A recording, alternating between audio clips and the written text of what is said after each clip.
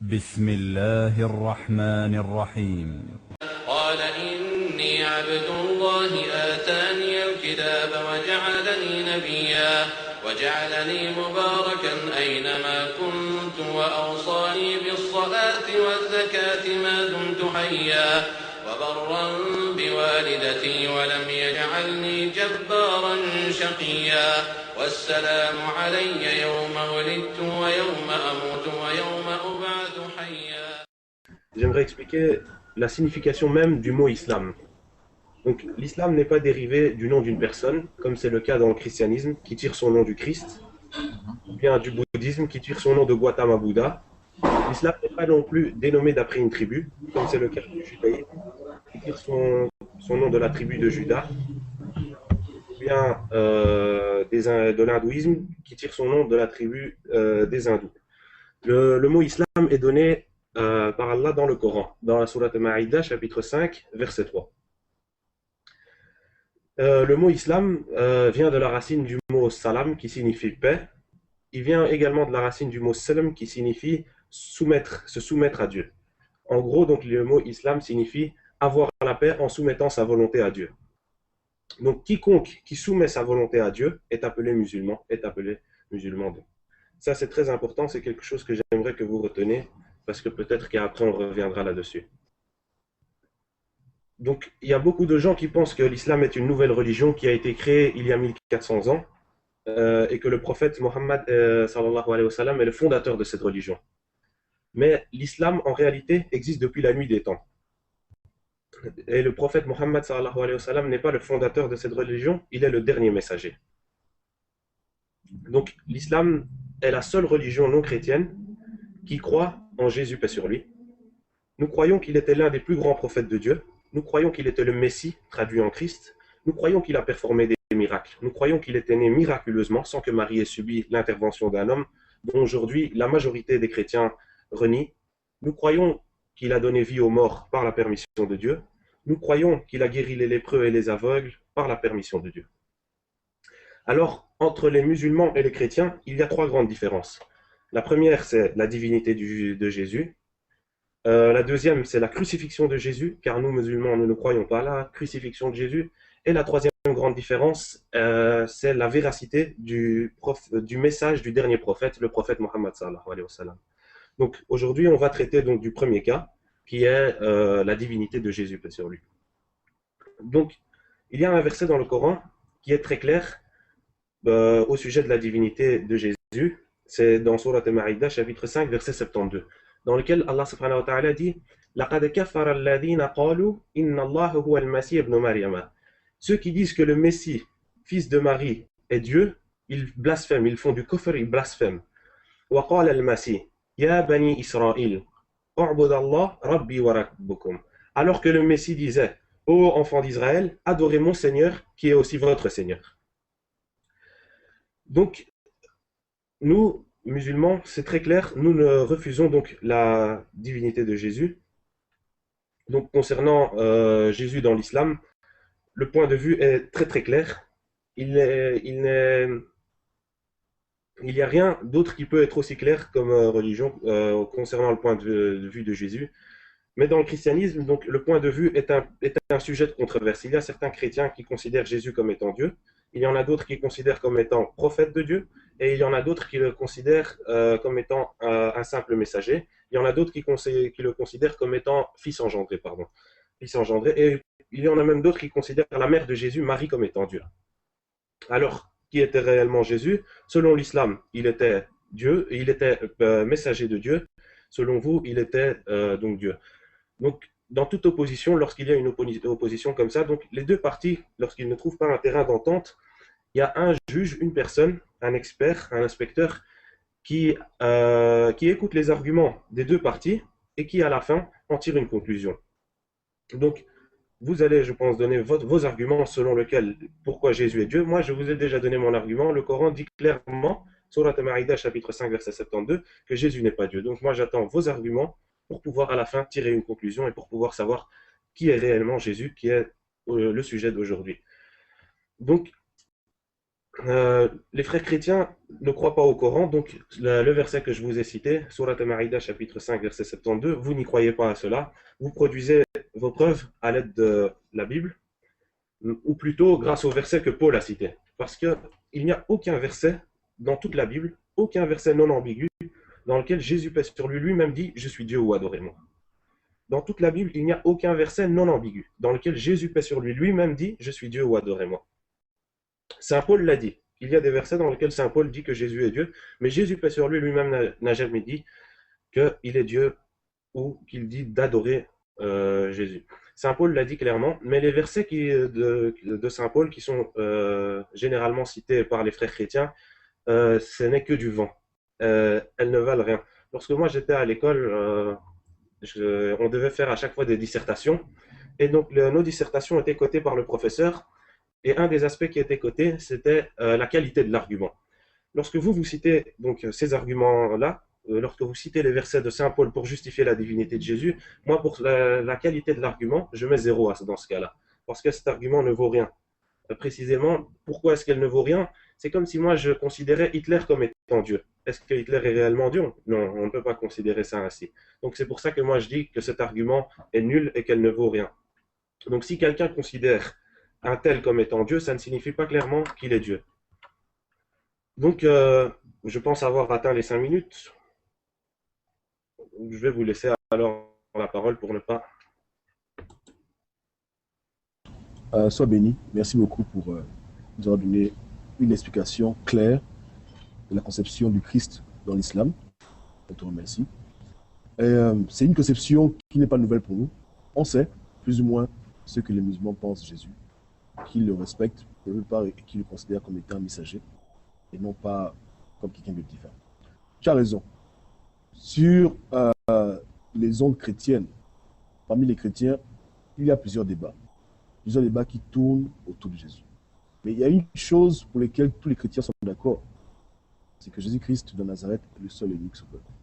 Et aussi qu'il est divin. Maintenant, c'est au niveau de sa divinité qu'on débat, mais on sait tous qu'il vient de Dieu. C'est-à-dire que Jésus-Christ n'est pas un homme comme les autres. Ça, au moins, on est tous d'accord. N'est-ce pas, Ronald? On sait que tous les chrétiens savent que le Christ n'est pas un homme comme tout le monde. Parce que, déjà au départ, sa naissance est une naissance qui est miraculeuse. Nous tous, nous avons un père et une mère, mais lui, il n'a pas de père. Ça, c'est déjà un premier point. Donc, c'est vrai que sur le fait qu'il soit Dieu ou pas, on peut diverger dessus entre enfants de Dieu, entre chrétiens, mais on est tous convaincus qu'il n'est pas de ce monde et qu'il n'est pas un homme comme les autres. Donc, il est spécial depuis sa naissance. Là, c'est tout le monde agree. Que ce soit catholique, protestant, méthodiste, baptiste, tous les chrétiens du monde entier sont d'accord sur une chose sur Christ, c'est qu'il n'est pas comme nous. Premièrement. OK. Maintenant, deuxièmement,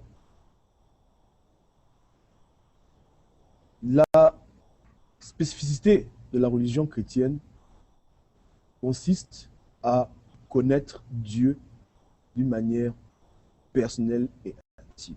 C'est-à-dire, si aujourd'hui, je fais une déclaration sur Jésus, que ce soit sur sa divinité ou sur autre aspect de sa personne, je le fais non pas parce que j'ai eu la Bible, mais parce que j'ai un moyen de contact avec Jésus.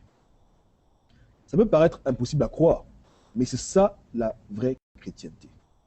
À l'époque de Paul et des apôtres, à l'époque même de Jésus lui-même, il n'y avait pas de Nouveau Testament. La relation que les chrétiens avaient avec Dieu se basait sur une relation directe avec son Saint-Esprit. Paul lui-même a écrit les épîtres. Paul n'a pas recopié les épîtres. Donc, c'était des choses qu'il disait, qu'il a juste mis à l'écrit. Parce que dans la religion chrétienne, on reçoit de Dieu un pouvoir qu'on appelle le Saint-Esprit qui habite en nous et qui nous montre la vérité. Voilà pourquoi, même si aujourd'hui il n'y a plus de Bible, il y aura toujours des chrétiens parce que la Bible est écrite dans notre esprit.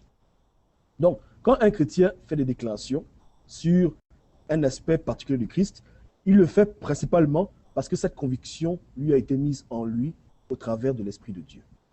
Donc, quand je dis que Jésus-Christ est divin, ce n'est pas parce que j'ai eu la Bible et que j'ai réfléchi sur d'autres passages, c'est parce que Dieu lui-même me l'a communiqué. Que Jésus-Christ n'est pas de ce monde et qu'il n'est pas un homme, donc il ne meurt pas. Maintenant, au niveau de savoir s'il est Dieu tout-puissant, Ça, c'est un sujet encore plus compliqué, où même je reconnais que beaucoup de chrétiens n'arrivent pas à comprendre. Mais on est d'accord qu'il n'est pas un homme. Il s'est fait homme, mais que son commencement, si vraiment il a un commencement, n'est pas de ce monde. Donc, il n'est pas terrestre. C'est un être qui a été envoyé sur Terre pour une mission, mais qui n'a pas d'origine dans la chair, et qui n'est pas comme nous. Maintenant, au niveau de la divinité du Christ, pourquoi est-ce que le frère et moi, on a la conviction que le Christ est Dieu? Principalement parce que Dieu nous l'a dit, et deuxièmement, parce que Dieu nous a démontré, par plusieurs exemples que je vais citer maintenant, qu'il y a des choses que seul Dieu peut faire. Premièrement, beaucoup de gens disent qu'il est impossible que Dieu puisse prendre une apparence humaine et venir sur terre. Mais le problème avec cette phrase, c'est que si on dit qu'il y a quelque chose que Dieu ne puisse pas faire, c'est que ce n'est pas Dieu. Si par exemple quelqu'un dit qu'il est impossible que Allah puisse prendre une forme humaine et venir sur terre, c'est que ce n'est pas Dieu, c'est que Allah, ce n'est pas Dieu. Parce que si on trouve une limitation au niveau des choses que Dieu puisse faire ou que Dieu puisse ne pas faire, c'est que ce n'est pas un Dieu, c'est juste un être fort, mais ce n'est pas Dieu. Donc, premièrement, voilà déjà une évidence pour dire que Dieu, s'il veut, il peut devenir un homme. Maintenant, la question qu'on se pose, c'est est-ce que vraiment Dieu est venu sur terre? C'est ça la question qu'on doit se poser. La question ne doit pas être est-ce qu'il est possible que Dieu puisse prendre une forme humaine? Mais la question, c'est de savoir est-ce que Dieu a réellement fait ça? Voilà où on peut axer le débat. Donc, je te pose la question, tu peux répondre rapidement. Est-ce qu'il est possible que Dieu Tout-Puissant, Allah en arabe, ou bien Yahweh en hébreu, ou Dieu en français, puisse prendre une apparence humaine et venir sur terre en tant qu'être humain? Je vais y répondre. Je vais y répondre à ceci. J'aimerais que vous continuiez, mais je vais répondre à ceci et je vais vous dire mon point de vue et je vous expliquerai pourquoi c'est impossible. Mais pour le moment, je vais vous laisser continuer. Donc, ok, merci. Pour nous, quand on définit Dieu, on sait très bien que Dieu est le Dieu de l'impossible et qu'il peut tout faire. Pour nous, Dieu, s'il veut, peut même devenir comme un grain de sable. Parce que Dieu contrôle l'infiniment petit et l'infiniment grand. Donc, autant Dieu est grand et il remplit les cieux et le cosmos, autant Dieu, s'il veut, peut devenir aussi petit qu'un atome. C'est ça que nous, on reconnaît en Dieu. On reconnaît Dieu, sa puissance qui s'établit sur la grandeur comme sur les choses petites. Donc, Dieu est capable de faire tout ce qu'il veut. Maintenant, on sait très bien que même si Dieu a le pouvoir de faire tout ce qu'il veut, Dieu ne fera pas tout. Donc, Dieu peut faire tout, mais il a des préférences. Mais s'il veut, il fait tout ce qu'il veut. Donc, il peut devenir un oiseau, il peut devenir un grain de sable, il peut devenir géant, il peut devenir petit, il fait tout ce qu'il veut. Maintenant, on a la conviction que Dieu est venu sur terre pour montrer aux hommes la manière dans laquelle il veut que les hommes se comportent. On a la conviction que les actes que le Christ a posés et son caractère, son amour démontrent vraiment qui il était. Et c'est très profond ce qu'il a fait.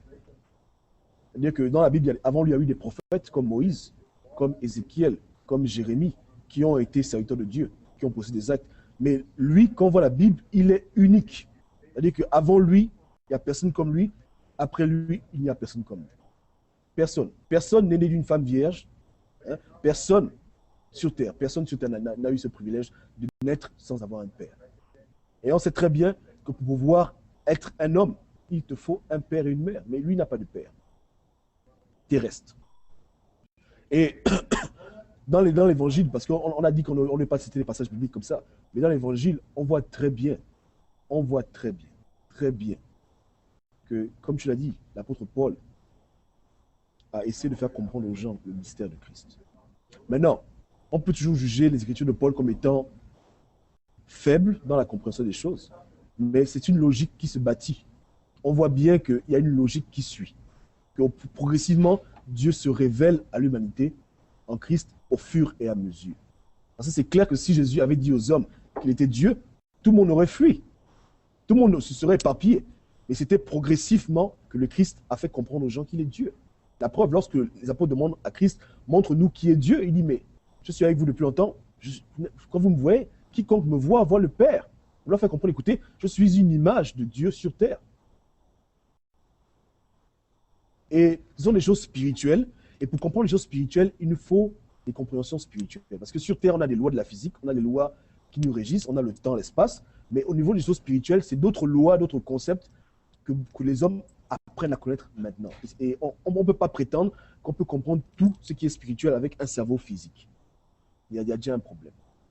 Il faut être esprit pour comprendre l'esprit. On ne peut que saisir un tout petit peu ce qui se passe. Mais ce qu'on comprend est suffisant pour pouvoir comprendre qu'il y a une source de vérité et que Christ est véritablement divin. Qu'il n'a pas de commencement et il n'a pas de fin. Sur Terre, tous les hommes ont une naissance et une mort. Mais lui, son début n'est pas sur Terre. Puisque même les musulmans reconnaissent que le Christ est envoyé de Dieu. Donc, il n'a pas de commencement, il n'a pas de fin.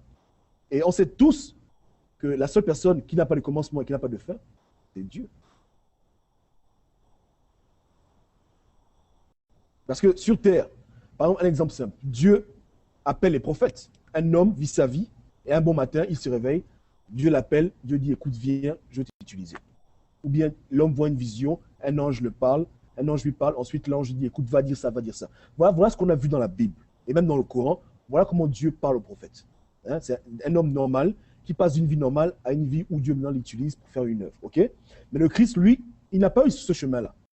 Jamais dans la Bible, on le dit que le Christ a vu un ange lui parler ou bien que quelqu'un l'a envoyé. Non, lui, sa mission est depuis sa naissance. Parce que la Bible reconnaît, et même le Coran reconnaît, que le Christ vient de Dieu. Vient de Dieu. Donc, il n'a pas de commencement, il n'a pas de fin. Les anges ont été créés, tout a été créé, mais qui peut dire, qui peut donner la naissance, même spirituelle, de Jésus-Christ? Il a été créé quand? Est-ce que dans le Coran, il est écrit que le Christ au ciel a été créé, ensuite a été envoyé? Non, on dit juste que Dieu l'a envoyé. Et je suis d'accord avec toi. Parce que le Christ est aussi un messager. Il a plusieurs rôles. Il est en même temps prophète, il a en même temps pasteur, il a en même temps Dieu, il a plusieurs titres. Donc, Christ est aussi un messager, on est d'accord. Mais maintenant, ce messager dont on parle n'a pas de commencement et n'a pas de fin. Et je pense même que les musulmans reconnaissent même que le Christ est dans un endroit qu'on appelle les samawats, c'est-à-dire un endroit où on ne meurt pas, etc. Il est là-bas. Bon, de toute façon, il n'a pas de mort.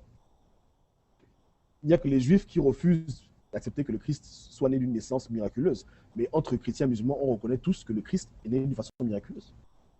Et que Dieu l'a envoyé. Non, maintenant, on ne dit pas que Dieu, le Coran ne dit pas que Dieu l'a suscité. Le Coran dit que Dieu l'a envoyé comme messager. Donc, il vient d'un monde autre sur terre. Ok. Donc, je passe la parole. À toi la parole, mon frère.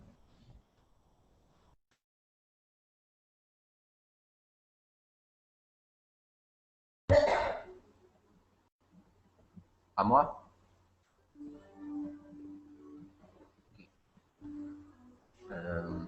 En fait, moi, je voudrais ajouter par rapport justement à ce que le frère a dit euh, par rapport à la mort du Christ. Vous savez très bien et nous savons que Dieu ne meurt pas. Donc, justement, c'est pour appuyer ce que le frère a dit, hein, tout en restant dans l'accord et dans la conviction que Christ est Dieu. Christ est avant tout esprit. Donc, voilà pourquoi il s'est fait chair pour venir sur terre, afin de mourir pour nous. Mais, lorsqu'on dit que le Christ est mort, en réalité, il n'est pas mort. C'est la révélation. Le corps a été brisé, a été détruit, mais il était toujours vivant. Il était toujours vivant et plus loin dans les Épîtres, on apprend que le Christ, il avait une mission auprès des morts dans le séjour des morts. Il avait une mission à aller justement annoncer quelque chose de secret que nous ne savons pas, c'est pas écrit. Hein, c'est Pierre qui a cette révélation-là. Donc, justement, Christ, s'il est Dieu, Dieu ne meurt pas, ça nous le savons. Donc, maintenant, c'est à savoir qu'est-ce que l'Esprit de Dieu. Et aussi, est-ce que le Saint-Esprit, en fait, c'est Dieu? Parce qu'il y a des débats par rapport à la Trinité, tout ça. Et certains disent que la Trinité, c'est trois dieux. Voilà pourquoi moi, je préfère dire carrément que la Trinité, c'est pas écrit dans la Bible. Il y a un seul Dieu, tout simplement. Donc, je suis dans cet accord avec les musulmans qui disent qu'il y a un seul Dieu et que les juifs aussi, il y a un seul Dieu. Mais nous ne le voyons pas de la même façon. C'est-à-dire que vous voyez le chiffre 1 comme ça. Vous voyez, on écrit un chiffre 1, vous voyez 1. Mais Dieu, dans la pensée de Dieu, un chiffre ou je dirais quelque chose, il y a un fond derrière, il y a une profondeur derrière. C'est-à-dire qu'il y a un, par exemple, un corps, toi, nous tous, nous sommes des êtres humains, nous sommes faits de corps, âme et esprit. Corps, âme et esprit, et si tu regardes même dans le corps en lui-même, il y a plusieurs organes. Tu vois qu'il y a plusieurs, comment dire ça, particules, voilà, c'était ça, un peu ça. Particules, il y a plusieurs choses, des membres qui nous forment. Donc on voit que dans une seule personne, il y a une profondeur, il y a quelque chose derrière. Et c'est cela, voilà, plusieurs cellules aussi. C'est cela que je voulais dire par rapport à Dieu. Donc, si nous sommes comme ça, et selon les principes de la Bible, l'homme a été créé à l'image de Dieu. Ce que dans le milieu musulman, on dit non, l'homme n'est pas à l'image de Dieu.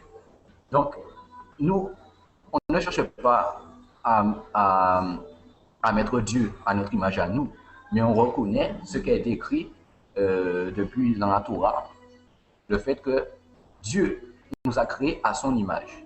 Nous, on n'a pas créé Dieu, c'est Dieu qui nous a créés à son image. Donc, si Dieu nous a créés à son image, c'est que Dieu est capable justement de venir sur terre comme nous et de prendre notre apparence et plein de choses comme ça. Donc, voilà, c'est ça que je voulais rajouter en fait. L'esprit est toujours vivant, l'esprit ne meurt pas. Voilà pourquoi Dieu est venu sous forme charnelle sur terre. Et voilà quoi. Dans le corps, il y a plusieurs choses qui montrent que le Saint-Esprit aussi, en conclusion, le Saint-Esprit c'est Dieu. Le Saint-Esprit c'est Dieu et il y a un verset dans l'Apocalypse qui dit qu'il y a 7 Saint-Esprits, tout ça, mais ça c'est en profondeur. Donc Dieu est vraiment profond et la Bible est insuffisante pour connaître en profondeur qui est Dieu. Même 99 non, c'est pas suffisant. On peut savoir Dieu, le guide, tout ça, etc. Mais c'est pas suffisant. En profondeur, la personne même de Dieu, l'entité de Dieu, on ne sait pas vraiment. On sait qu'il est puissant, on sait qu'il est grand, on sait qu'il est d'amour. Mais il y a plein de mystères. On sait qu'il est l'alpha et l'oméga, ça c'est dans la Bible. Dans le Coran, on ne le dit pas. On ne dit pas qu'il est éternel. Est-ce qu'il y a un verset dans le Coran qui dit que Allah est éternel? Moi, je n'en connais pas. J'ai jamais fait musulman de citer ce verset-là, cette sourate-là. Bon, maintenant, je laisse la parole à qui veut parler. Ok, donc c'est mon tour. Donc j'aimerais revenir sur plusieurs points que vous avez cités. Donc le premier point que vous avez cité, c'était que Jésus était né d'une mère, que chaque humain est né d'un père et d'une mère, mais Jésus est né sans père. Donc c'est ça qui fait en sorte qu'il est Dieu. C'est bien ça, si je ne me trompe pas, c'est ça que le premier point que vous avez cité.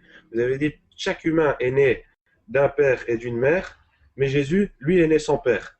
Donc c'est ça qui lui rend spécial.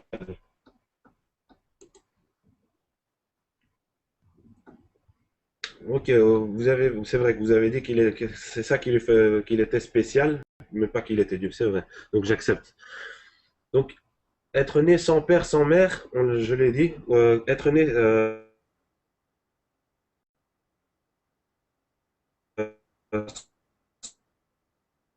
sans père, pardon, on l'a un des plus grands messagers de Dieu. Nous croyons qu'il était le Messie, traduit en Christ. Nous croyons qu'il était né miraculeusement sans que Marie ait subi l'intervention d'un homme. Nous croyons à tout ceci. Vous avez dit donc que comme Jésus est né sans père, c'est ça qui fait de lui quelque chose de spécial. Mais qu'est-ce qu'il y a de spécial à ce qu'il soit né sans père, puisque, je vous l'ai dit, c'est que c'est un miracle. Le Coran dit Inna masala Isa inda Allah kamasali Adam, khalaqahu min tarab, summa qala lahu kun fayakun. Pour Dieu, Jésus est comme Adam. Il l'a créé de poussière et il a dit soit et il fut. Donc, Adam est né sans père, sans mère. Jésus est né seulement sans père. Est-ce que ça signifie donc que Adam est plus spécial que Jésus? Vous voyez, donc ce n'est pas pour cela, on ne peut pas accepter et dire que donc Jésus est spécial et que donc on a dit que ceci était un miracle qui a été performé par Dieu à sa naissance, c'était qu'il a été né sans père.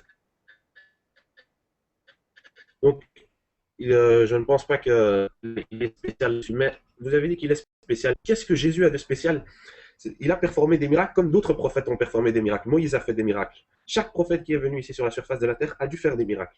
Donc, qu'est-ce que Jésus a de spécial? Donc, je vais vous laisser après le temps pour dire quelque chose là-dessus. Ensuite, vous avez dit que vous parlez directement avec Dieu. Vous avez contact avec Dieu. C'est ce que vous avez dit. Vous avez dit donc que vous êtes en contact, en relation directe avec Dieu. Vous savez, chaque chrétien que je rencontre, il dit qu'il est en contact direct avec Dieu.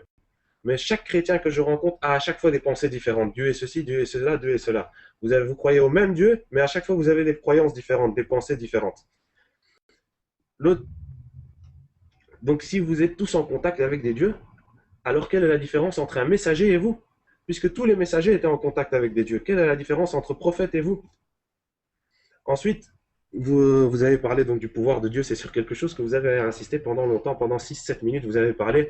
Vous avez dit que vous, musulmans, vous dites que Dieu ne peut pas devenir homme. Et j'accepte ceci, Dieu ne peut pas devenir homme. Et vous avez dit donc ça signifie donc qu'on est en train de limiter le pouvoir de Dieu. Pas tout à fait. On ne limite pas le pouvoir de Dieu en disant que Dieu ne peut pas devenir homme. Vous voyez, Dieu, je vais vous le dire clairement, ne peut pas tout faire. Dieu ne peut pas tout faire. C'est impossible que Dieu puisse tout faire. Et vous-même, vous allez devoir être d'accord avec moi, puisque vous n'avez pas le choix. Vous n'aurez pas le choix plus tard. Dieu ne peut pas tout faire. Je m'explique. En disant ceci, je ne suis pas en train de limiter Dieu. Dieu ne peut pas tout faire, je m'explique. Par exemple, Dieu, est-ce qu'il peut mentir? Il a la capacité pour mentir. Il peut mentir, mais il ne le fera pas. Pourquoi? Parce que c'est contre sa nature. Mentir est contre sa nature. Est-ce que Dieu peut voler? Il peut voler, mais c'est contre sa nature. Dieu ne volera pas, puisque c'est contre sa nature. Est-ce que Dieu peut mourir? Oui, il peut mourir, mais il ne va pas mourir, parce que c'est contre sa nature. Dieu est éternel, il ne mourra pas. Ensuite, il y a comme ça plusieurs choses. Et c'est pour ça que le Coran, à chaque fois, il y a de nombreux versets qui disent « Inna Allah ala kulli shay'in qadir ». En réalité, Dieu a pouvoir sur toute chose. Il peut tout faire, mais il ne fait pas tout. Il a la capacité de tout faire, mais il ne fait pas tout. Je ne suis pas en train de limiter Dieu. Parce que vous vous dites que Dieu peut tout faire. Devenir homme est contraire à Dieu. L'homme est mortel alors que Dieu est immortel. Vous voyez? Donc, il y a des différences entre les caractéristiques de Dieu, entre la nature de Dieu et la nature humaine. Est-ce que Dieu peut devenir homme? Non, c'est ce que je vous ai dit clairement, parce qu'il y a des différences entre la nature de l'homme et la nature de Dieu. Comme je vous ai dit, Dieu ne peut pas mentir. Dieu a la capacité, Dieu peut mentir, pardon, mais il ne mentira pas, puisque c'est contre sa nature. Dieu peut devenir homme, mais il ne deviendra pas homme, puisque c'est contre sa nature.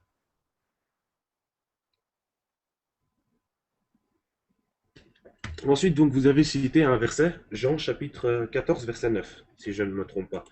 C'est un verset dans lequel Jésus dit, les apôtres viennent à Jésus et lui disent Seigneur, montre-nous le Père, et cela nous suffit. Et Jésus répond il y a depuis si longtemps que je suis avec vous, et tu ne m'as pas connu, Philippe, celui qui m'a vu a vu le Père.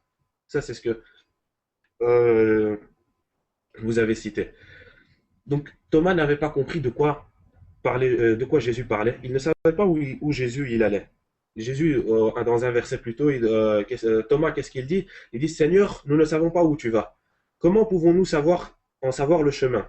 Et Jésus dit, je suis le chemin, la vérité, nul ne vient au Père sans passer par moi. Et donc après, il dit, si vous me connaissez, vous connaîtrez aussi le Père.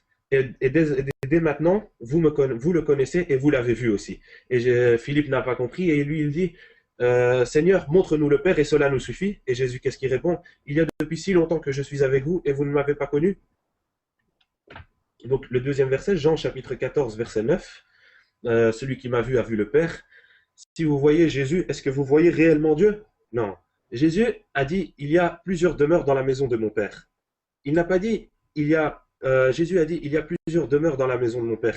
Il n'a pas dit, il y a plusieurs demeures dans ma maison, il a dit dans la maison de mon Père. Il se différencie de Dieu directement.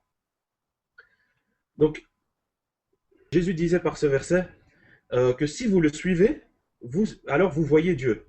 Car Jésus est le chemin, la vérité et la vie. Il manifeste réellement la volonté de Dieu sur terre. Et alors, par les actions d'un prophète, on voit réellement Dieu. On peut voir la caractéristique de Dieu, mais ça ne signifie pas qu'on voit Dieu directement. Et le verset 7 le confirme. Il ne parle pas au sens littéral, mais il parle au sens allégorique et au sens figuré. Donc, je vais vous laisser la parole, puisque j'ai atteint les 5 minutes. Merci. Laisse-toi sois béni. Bon, moi, je vais parler rapidement, puis puis je passe la parole à mon frère Timothée Christ. Tu sais, frère, il y a un problème qui se passe au niveau de la compréhension de la Bible. J'ai la conviction qu'il n'y a que l'auteur d'un livre qui puisse le comprendre. Par exemple, si moi j'écris un livre, que ce soit une histoire fictive ou même une histoire réelle, est-ce que quelqu'un peut prétendre comprendre le livre mieux que moi? Je pose la question. Oui, tu peux écrire, oui ou non? Ok. Bon, la Bible est un livre écrit par des chrétiens pour des chrétiens. Il est impossible, je dis bien, il est impossible à quiconque, peu importe ta religion, peu importe la personne, de comprendre la Bible à moins que Dieu t'en donne la capacité. Ce n'est pas un livre comme les autres livres. Ce n'est pas un livre par lequel on peut juste se baser sur sa propre compréhension des choses pour comprendre. La Bible elle-même nous montre que c'est vrai. Dans la Bible, beaucoup de gens ont lu les versets bibliques qui n'ont pas compris. Il a fallu que Dieu leur révèle ce que le verset voulait dire. Donc, quand tu lis la Bible, tu ne peux pas seulement te baser sur le niveau intellectuel pour la comprendre, parce que la Bible a été écrite, inspirée par Dieu. Et tu sais très bien qu'on ne peut pas comprendre Dieu avec un cerveau fini. Il n'y a que Dieu qui puisse t'amener à comprendre ce qu'il a écrit. Voilà pourquoi les prophètes des temps anciens étaient habilités à expliquer les passages bibliques à d'autres personnes, parce que c'était eux qui avaient la révélation des Saintes Écritures. Donc la Bible est véritablement un code. Tu vois? C'est vraiment un code, et pour pouvoir le décoder, il te faut l'Esprit de Dieu pour pouvoir décoder la Bible. Les deux vont de pair. Si tu n'as pas l'Esprit de Christ, tu ne peux pas comprendre ce que Christ a dit ou ce que Christ a écrit. Donc, lorsque tu lis les Écritures de la Bible et que tu les interprètes selon ton point de vue intellectuel, parce que tu n'es pas chrétien, tu ne peux pas arriver à la vérité pour laquelle nous on arrive. Parce que nous, on a en plus de notre intelligence l'Esprit de Dieu qui nous aide à comprendre la Bible d'une manière que les gens ne comprennent pas. Pour le même passage qu'on peut lire toi et moi, tu auras une compréhension selon ton intelligence. Moi, j'aurai une compréhension selon la révélation que Dieu va me donner. Voilà juste un point que je vais un peu clarifier et je passe la parole au frère disciple du Christ qui va répondre à ta question rapidement pour ne pas comprendre trop de temps. La question que tu as posée au niveau de Christ, pourquoi est-ce qu'on dit que Jésus-Christ est spécial? Et aussi, pourquoi est-ce qu'on dit, pourquoi est-ce que les chrétiens apparemment ne s'accordent pas au niveau de qui est Jésus-Christ? Est-ce qu'il est Dieu ou pas Dieu? Donc, disciple du Christ, tu peux répondre à ça. Pour l'instant, je vais prendre vite une petite pause, un petit congé de vous et je reviens tout de suite.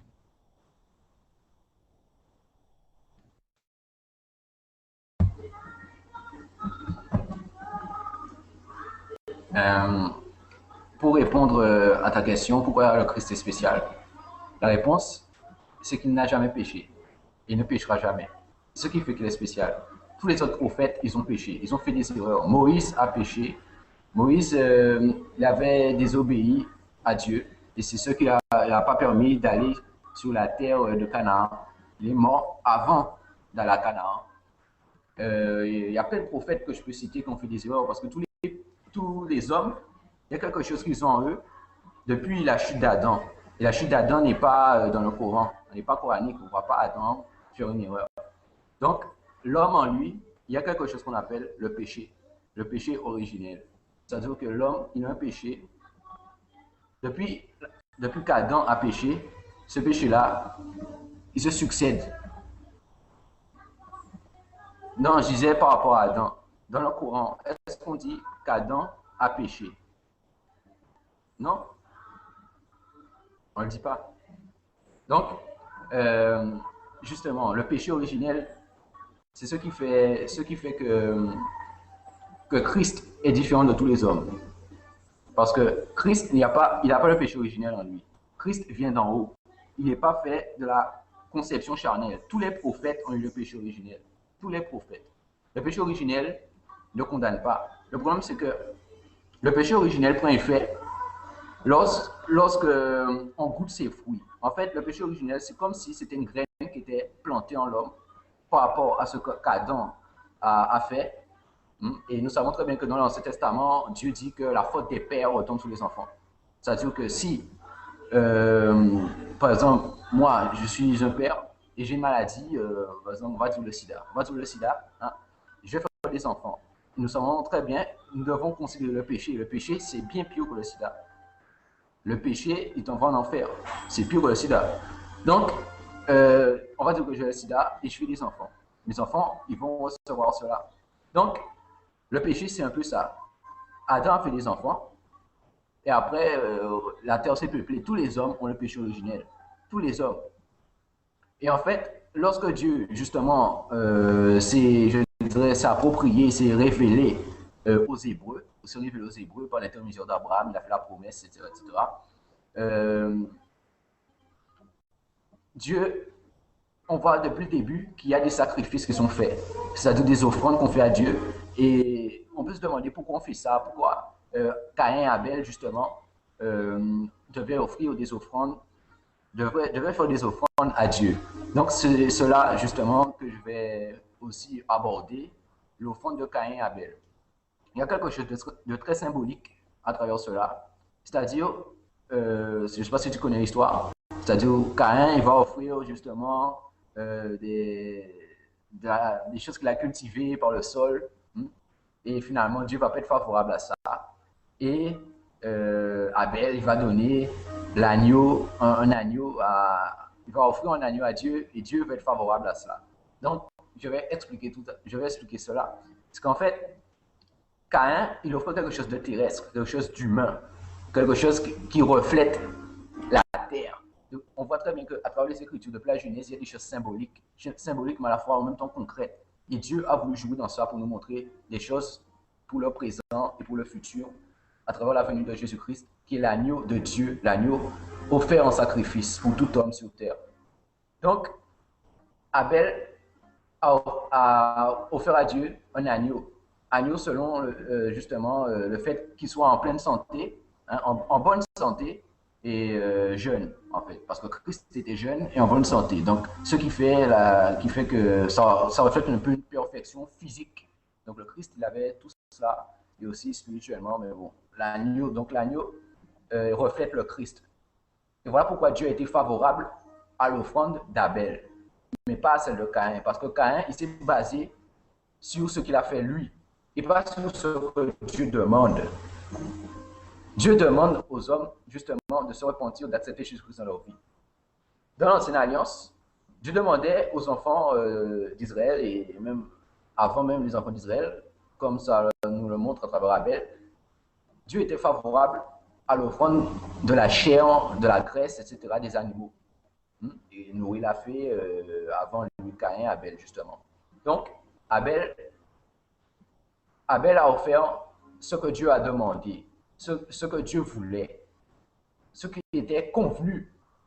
Or, Caïn ne l'a pas fait. Caïn s'est dit, je vais donner ça à Dieu, et après il a intérêt à accepter, j'ai fait mon travail, tout ça, il a intérêt à accepter. Et voilà pourquoi il est écrit dans Hébreu, le livre d'Hébreu, que c'est par la foi qu'Abel a offert à Dieu l'offrande convenable. C'est-à-dire que Abel a eu la foi en Dieu. Il a cru que Dieu était là, que Dieu, que Dieu prendrait en compte ce qu'il allait offrir, et que Dieu serait satisfait, en fait. Qu'il y aurait une satisfaction de la part de Dieu. Or, Caïn, il s'en foutait complètement. En gros, c'est ça, il s'en foutait complètement. Et donc, le sacrifice expiatoire de l'agneau est vu depuis la nuit des temps, depuis dans l'Ancienne Alliance. On voit ça à travers la Bible.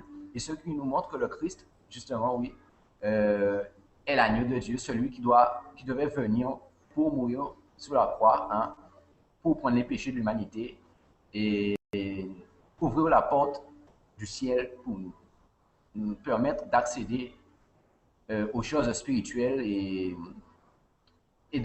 d'écraser le péché originel. Donc voilà, je te laisse la parole. Ok, donc j'aimerais revenir sur plusieurs points. J'avais oublié un point que tu avais cité la dernière fois. Tu avais dit qu'il n'y a aucun verset dans tout le Coran qui dit que Dieu est éternel. C'est ce que tu avais dit, je pense que je ne me trompe pas. Tu avais dit qu'il n'y a aucun verset dans lequel Dieu dit qu'il est éternel. Et en plus, tu as parlé des 99 attributs de Dieu. Si tu avais lu ne fût-ce qu'une seule fois les 99 attributs de Dieu, tu aurais vu qu'il y a un attribut qui dit Al-Hayy, qui signifie le vivant. Il te dit clairement que Dieu est vivant, le vivant. Et il y a un verset dans le Coran, dans Surat al-Baqarah, chapitre 2, verset numéro 255, dans lequel, qui est très connu par tous les musulmans. Généralement, chaque personne qui est musulman et qui connaît un minimum sa religion connaît ce verset-là. C'est Allahu la ilaha illa huwa al-hayyul qayyum. Chaque musulman, normalement, qui connaît un tout petit peu, ne plus que 10% de sa religion connaît ce verset-là, dans lequel Dieu dit Allah, pas de divinité à part lui, le vivant. Ah, il te dit qu'il est le vivant. Et après, parmi les 99 attributs de Dieu, il y en a encore deux. Il y en a encore deux.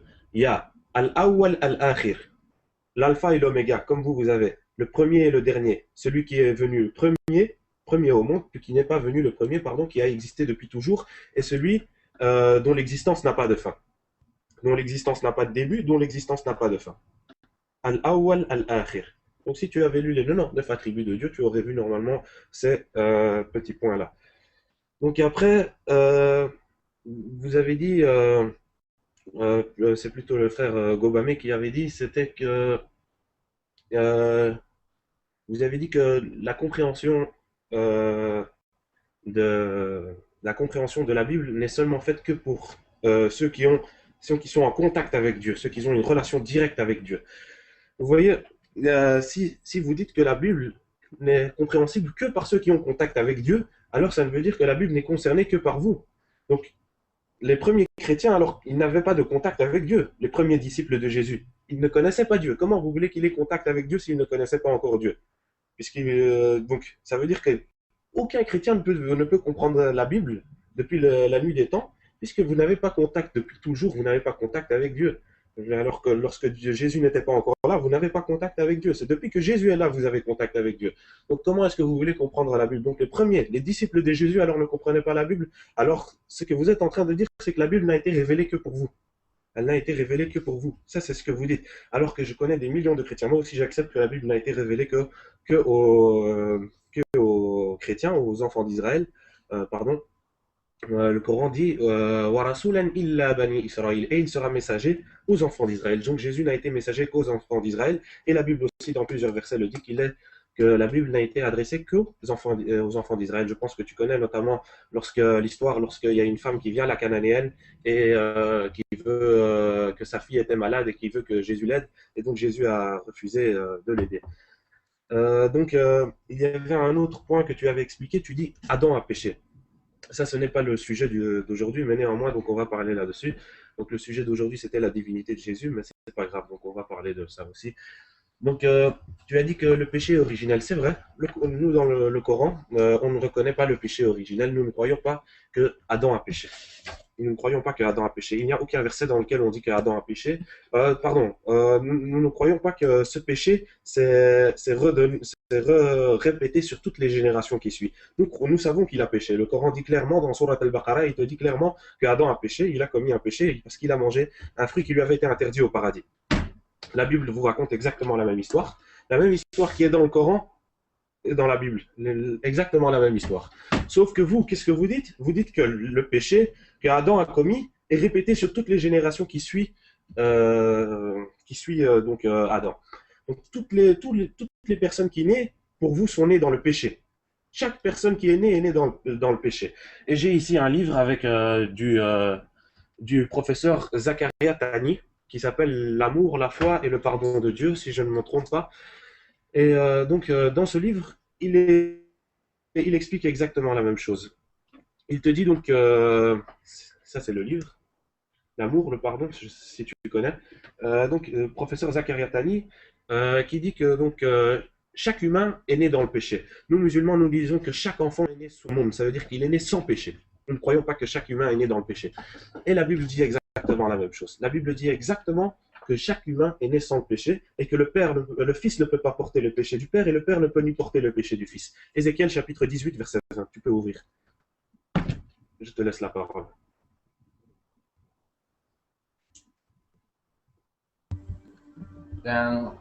Pour répondre à ce que tu as dit, tu viens de dire là, Ézéchiel, le verset dans Ézéchiel qui dit que le Fils ne peut pas porter le péché du Père. Il y a chaque contexte dans l'histoire par rapport à un fait, en fait. C'est-à-dire que lorsqu'on parle du péché du Fils, le péché que le Fils hérite du Père, dans Ézéchiel, ça concerne une promesse que Dieu fait aux hommes. Il dit que le Fils ne va plus porter ce fardeau-là, parce que lorsque Christ va venir, il va briser le lien du péché. C'est-à-dire que moi, en étant repenti, je ne vais pas hériter du manque de connaissance de mon Père, de son ignorance, tout ça. Au contraire, je vais avancer en spiritualité, pendant que lui, il va rester où il est s'il ne se repent pas, s'il ne vient pas à Christ. C'est ce qui fait toute la différence. Donc, il y a des promesses que Dieu fait, et des fois, on peut se tromper par de la confusion, euh, justement dans les prophéties. Donc, tout ça pour revenir au péché originel. Le péché originel, c'est vrai qu'il est en tout homme, même si toi tu le dis que les enfants selon le Coran, hein, comme tu dis, les enfants viennent sans péché. Donc, il est vrai que le Christ a dit, laissez venir à moi les petits-enfants. Les petits-enfants, il a fait venir les enfants, et il a dit, le royaume de Dieu est pour ceux qui leur ressemblent. Maintenant, il y a quelque chose de très, très profond à travers les petits-enfants. C'est quoi? C'est que le petit enfant, il est innocent. Il est innocent et représente l'agneau. Donc, lorsque le Christ a montré le petit enfant, c'était pour montrer que le petit enfant, il a peut-être le péché, mais il ignore en fait. L'enfant fait des erreurs, il ne sait pas. Des fois, tu laisses un enfant comme ça, il a 2 ans, il sait déjà marcher, et si tu le laisses faire, tu le laisses trop libre, il va faire des erreurs sans même comprendre lui-même pourquoi il le fait. Donc, lorsque le Christ a montré le royaume de Dieu il ressemble, c'est pour vous montrer l'innocence. C'était l'innocence, et c'est cela qu'on trouve chez l'enfant. Mais le péché originel est, est trouvé dans l'enfant.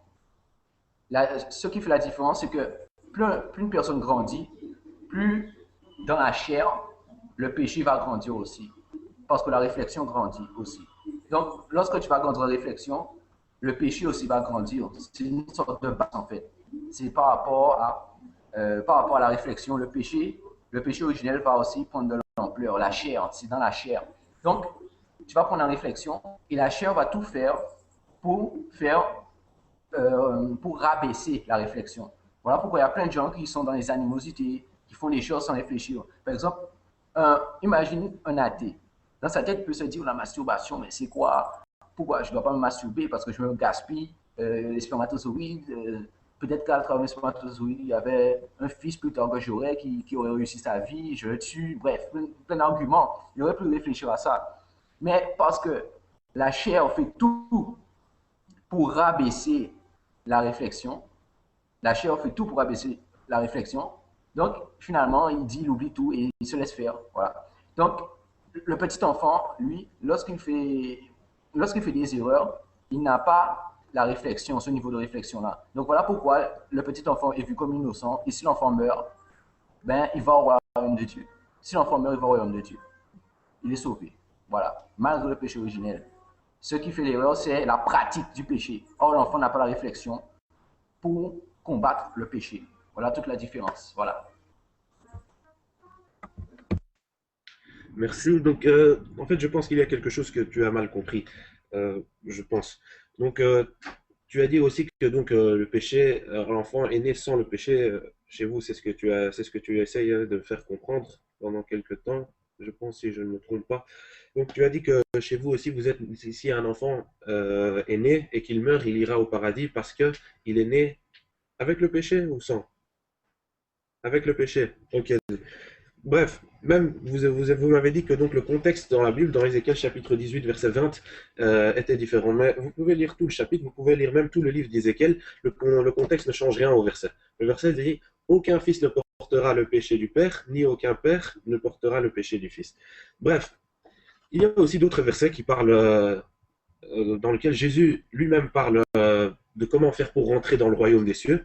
Il y a un verset dans lequel il dit, en vérité, je vous le dis, nul d'entre vous ne rentrera dans le royaume des cieux, à moins que vous soyez meilleurs que les Juifs.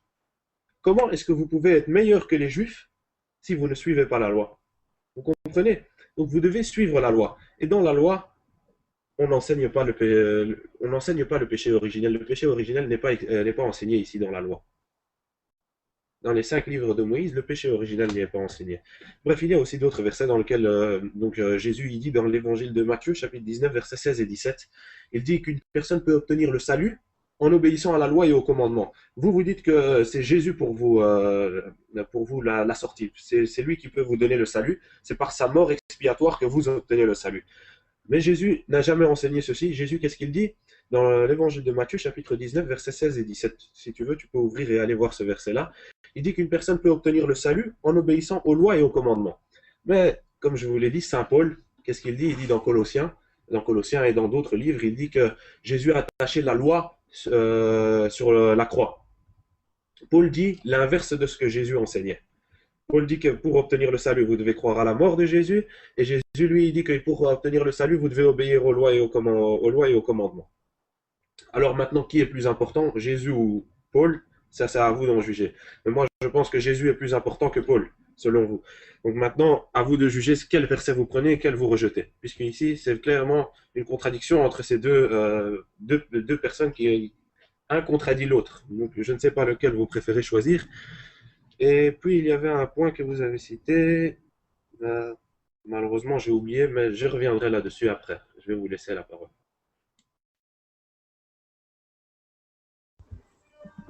Ben, pour revenir à la loi, en fait, la loi, comme il est écrit dans Galates, la loi, elle a été comme un pédagogue pour guider les gens vers Christ, en fait, pour leur montrer que même s'ils faisaient tout, ils ne seraient pas sauvés.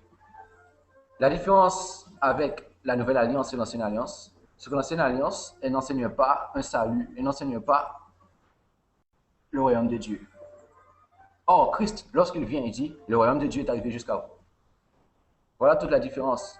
Lorsque Paul a parlé de la loi, en disant que Christ, lorsqu'il était sur la croix, la loi était avec lui et qu'il est la fin de la loi, on dit que le Christ est la fin de la loi, c'est quoi? C'est parce que le Christ dit, je ne suis pas venu abolir la loi, je suis venu l'accomplir. Donc l'accomplir, c'est-à-dire faire quelque chose de la loi que personne n'a jamais fait. Que personne n'a jamais fait. Donc lorsque le Christ est venu, il est venu faire quelque chose avec la loi que personne n'a jamais fait. Et le Christ, pourquoi il a pu faire cette chose-là? Parce qu'il était parfait originellement. Il était parfait. Il n'y avait pas péché. Il n'y avait pas le péché originel. Il n'y avait pas de mauvaise pensée qui venait contre lui. Il n'y avait pas ça. Il n'y avait pas ça. Donc, le Christ a fait quelque chose de la loi que personne ne pouvait faire afin d'offrir le salut à tous les hommes. Parce qu'avant, dans l'Ancienne Alliance, on ne parlait pas dans le royaume de Dieu, etc. On parlait honore ton père et ta mère, par exemple, et tu auras une grande prospérité dans le pays que Dieu te donnera. Dieu te donnera, c'est-à-dire que l'homme devait faire un travail pour avoir quelque chose de charnel. Dieu lui donnait quelque chose de charnel. Mais il faut savoir aussi que, comme les prophéties le disent dans Isaïe, je crois, c'est-à-dire que l'intelligence va augmenter. C'est-à-dire que l'homme va augmenter en intelligence, ce qui fait que les choses spirituelles aussi, parce que les choses spirituelles, on en parle dans les proverbes, et tout ça, c'est placé dans la sagesse. Donc, plus l'homme va prendre l'intelligence, plus l'homme va comprendre les choses spirituelles. Dans l'Ancienne Alliance, les enfants d'Israël, ils ne pouvaient pas comprendre certaines choses. Si Dieu leur parlait de tout ce qu'il fallait faire, par exemple, les livres dans le Testament qui disent que Dieu porte le regard vers, c'est-à-dire que Dieu regarde, ou bien pour la tour de Babel, c'est-à-dire qu'il descend vers Babel pour voir qu'est-ce qui se passe. Alors que Dieu, il est omniprésent, il est partout. Tu es d'accord avec moi dans ce sujet. Donc, Dieu ne va pas descendre pour aller voir tout ça parce qu'il voit déjà. Et aussi, lorsqu'Abraham parlait à son fils Isaac et qu'il allait offrir un sacrifice, en fait, du moins ce que Dieu lui avait dit d'aller avec l'enfant, et Abraham disait, le fils demandait où la bête, père, où la bête. Et Abraham dit au fils, Dieu pourvoit. Dieu pourvoit. C'est-à-dire que Dieu va finalement donner. Or, le verbe pouvoir, il veut dire voir. Voir, ça veut dire que Dieu, il voit déjà. Et où je veux en venir, c'est que dans l'Ancienne Alliance, il y avait des choses qui humanisaient Dieu. C'est-à-dire qu'on voyait, si maintenant j'analyse, je peux voir, mais Dieu, c'était un peu comme un être humain, tout ça. C'était pourquoi? C'était pour qu'on puisse comprendre, parce que l'intelligence n'avait pas encore augmenté. Donc voilà pourquoi on représentait Dieu ainsi. On disait que Dieu, dans l'Ancienne Alliance, il voyait, porter les regards. Si on expliquait tout, il y aurait eu beaucoup de difficultés. Donc, où je veux en venir par rapport à la Torah, c'est que la Torah, c'était un certain niveau spirituel. Il y avait un niveau spirituel, c'était je dirais que c'était le niveau 1. Et je vais dire que le niveau de la Nouvelle Alliance, c'est le dernier niveau, quoi, en fait. C'est le dernier niveau. Parce que si tu regardes depuis la Genèse jusqu'à Élie, il y a eu un grand changement quand même. Donc, tu vois qu'au fil des écritures bibliques, les choses sont apparues, l'intelligence a augmenté, Les hommes ont fait des choses. Cependant, il y a quelque chose qui est toujours sur l'homme. C'est quoi? C'est le péché. C'est-à-dire que au fil des Saintes Écritures, on voit que l'homme a péché, que l'homme a fait des erreurs et que l'homme doit faire des choses, du moins Dieu lui impose. Parce que là, maintenant, dans la Nouvelle Alliance, Dieu nous dit qu'il faut qu'on vienne à Jésus-Christ. Jésus-Christ dit, Jean 14, 6, je suis le chemin, la vérité, la vie, nul ne vient au Père que par moi. Donc, il faut venir à Christ pour connaître Dieu et pour acquérir les choses spirituelles. Lorsque Paul, justement, parlait de la loi, il voulait dire en fait que si on veut retourner dans les histoires de la loi, il faut tout faire de la loi.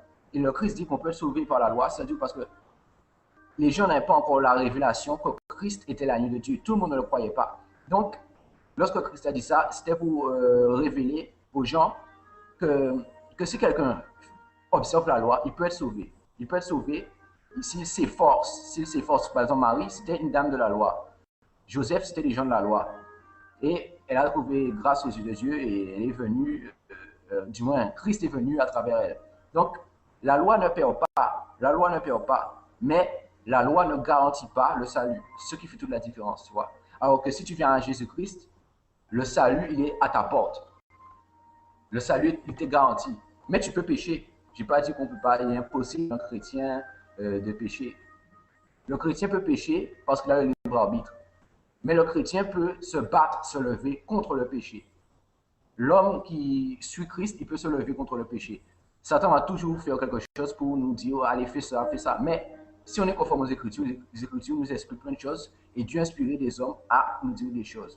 Donc, pour te laisser la parole après, donc, par rapport au péché, quelque chose que je veux dire, c'est que le péché, comme tu n'avais pas bien compris, le péché, il est dans les enfants.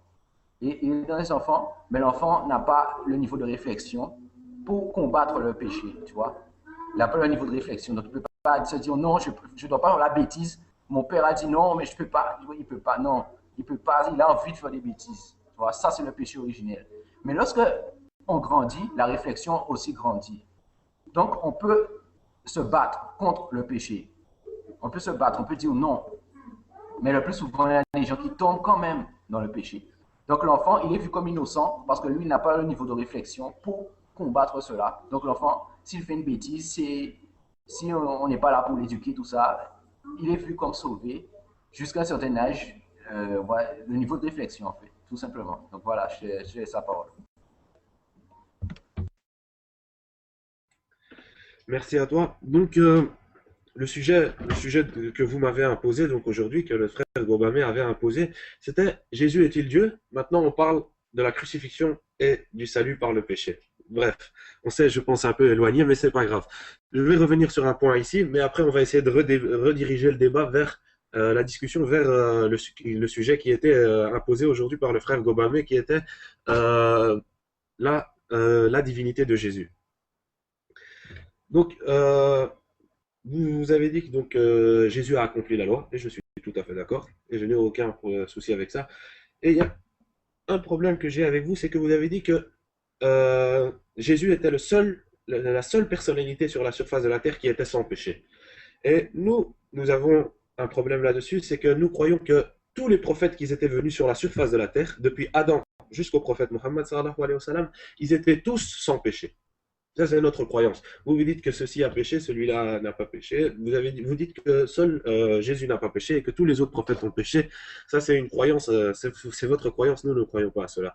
Bref, néanmoins, donc, qu'est-ce que je voulais vous dire? Donc, à propos donc, du péché par le sang de Jésus et donc du péché originel, est-ce que c'est possible que quelqu'un d'autre paye pour les péchés que quelqu'un d'autre a commis? Par exemple, Jésus paye pour les péchés que quelqu'un d'autre. Vous voyez, ce concept est tout à fait illogique. Imaginez-vous, par exemple, un maître, un seigneur qui était riche et qui avait tous les pouvoirs, qui a des gardes du corps, il a 99 voitures devant sa maison, bref, quelqu'un qui est assez complet et assez riche. Et qui sait que ses servants sont des voleurs et qui lui volent chaque jour de l'argent. Chaque jour, ses servants lui volent de l'argent. Alors, qu'est-ce que le Seigneur, il vient, il dit? Il dit à ses esclaves, je sais que vous me volez, je sais que vous commettez des péchés, mais je vous aime, j'ai envie de vous pardonner. Alors qu'est-ce que je fais? Je prends mon fils que j'aime aussi, je vais le crucifier pour que vos péchés soient éliminés. Ça, c'est ce que vous êtes en train d'essayer d'expliquer. Est-ce que vous trouvez ceci est logique? Non, vous voyez, ceci n'est pas logique. Une personne ne peut pas mourir pour les péchés de quelqu'un d'autre. Vous voyez, Ok. ce message est donné dans le Coran, dans différents endroits, dans Surat Al-An'am, chapitre 6, verset 164, dans Surat Al-Isra, chapitre 17, verset 15, et dans Surat Al-Fatir, chapitre 39, verset 7. Je vais vous laisser répondre à ceci. Ok, je vais répondre à ça. Déjà, tu sais que pour nous, Jésus-Christ est Dieu. Donc, je réponds dans ce sens-là. Voilà ce qui se passe. Suppose que tu as un enfant que tu aimes beaucoup. Ok? Et ton enfant a une mauvaise habitude, il fume de la cigarette. Il fume. Et tellement il fume de la cigarette qu'à un moment donné, il a un cancer des poumons. Il va au bloc opératoire et on dit que pour qu'il vive, il faut absolument de nouveaux poumons compatibles avec son sang. Tu te rends compte qu'il n'y a que toi sur Terre qui a le moyen de pouvoir lui donner la vie. Qu'est-ce que tu fais? Tu dis au médecin, il n'y a pas de problème, prenez mes poumons et donnez-les lui. Un père peut se sacrifier pour son enfant. Ce n'est pas nouveau. L'être humain a été fait à l'image de Dieu et les hommes ont toujours démontré le sens du sacrifice, c'est-à-dire prendre la punition qui était réservée aux autres sur soi-même pour pouvoir aider la communauté. Si Mohamed ne s'était pas sacrifié, aujourd'hui tu ne serais pas musulman. Si tous les prophètes de la Bible ont tous montré un niveau de sacrifice pour lequel ce qu'ils ont fait a pu se propager dans le temps. En bien ou en mal, il a fallu que des hommes se sacrifient pour que les autres puissent bénéficier d'une meilleure condition. Maintenant, le Christ, il a fait cela à l'échelle universelle et mondiale et globale. Dans une autre dimension, mais c'est le même principe. Et les hommes sacrifient. Par exemple, toi, aujourd'hui, tu as envie parce que ton père ou bien tes parents sont sacrifiés pour toi. Ils ont fait des actes qui t'ont aidé à devenir qui tu es aujourd'hui. Si tes parents étaient égoïstes, tu serais mort de faim. Donc, ils ont pris de eux-mêmes pour que tu puisses avoir la vie et pour que tu puisses arriver là où tu es. Maintenant, le Christ a fait pareil pour nous, mais à l'échelle universelle. Jésus-Christ est venu pour nous donner la réponse, la guérison d'une maladie qui affecte toute l'humanité. Cette maladie, c'est le péché. C'est-à-dire qu'on est homme, mais on se rend compte qu'on fait des choses qu'on ne doit pas faire.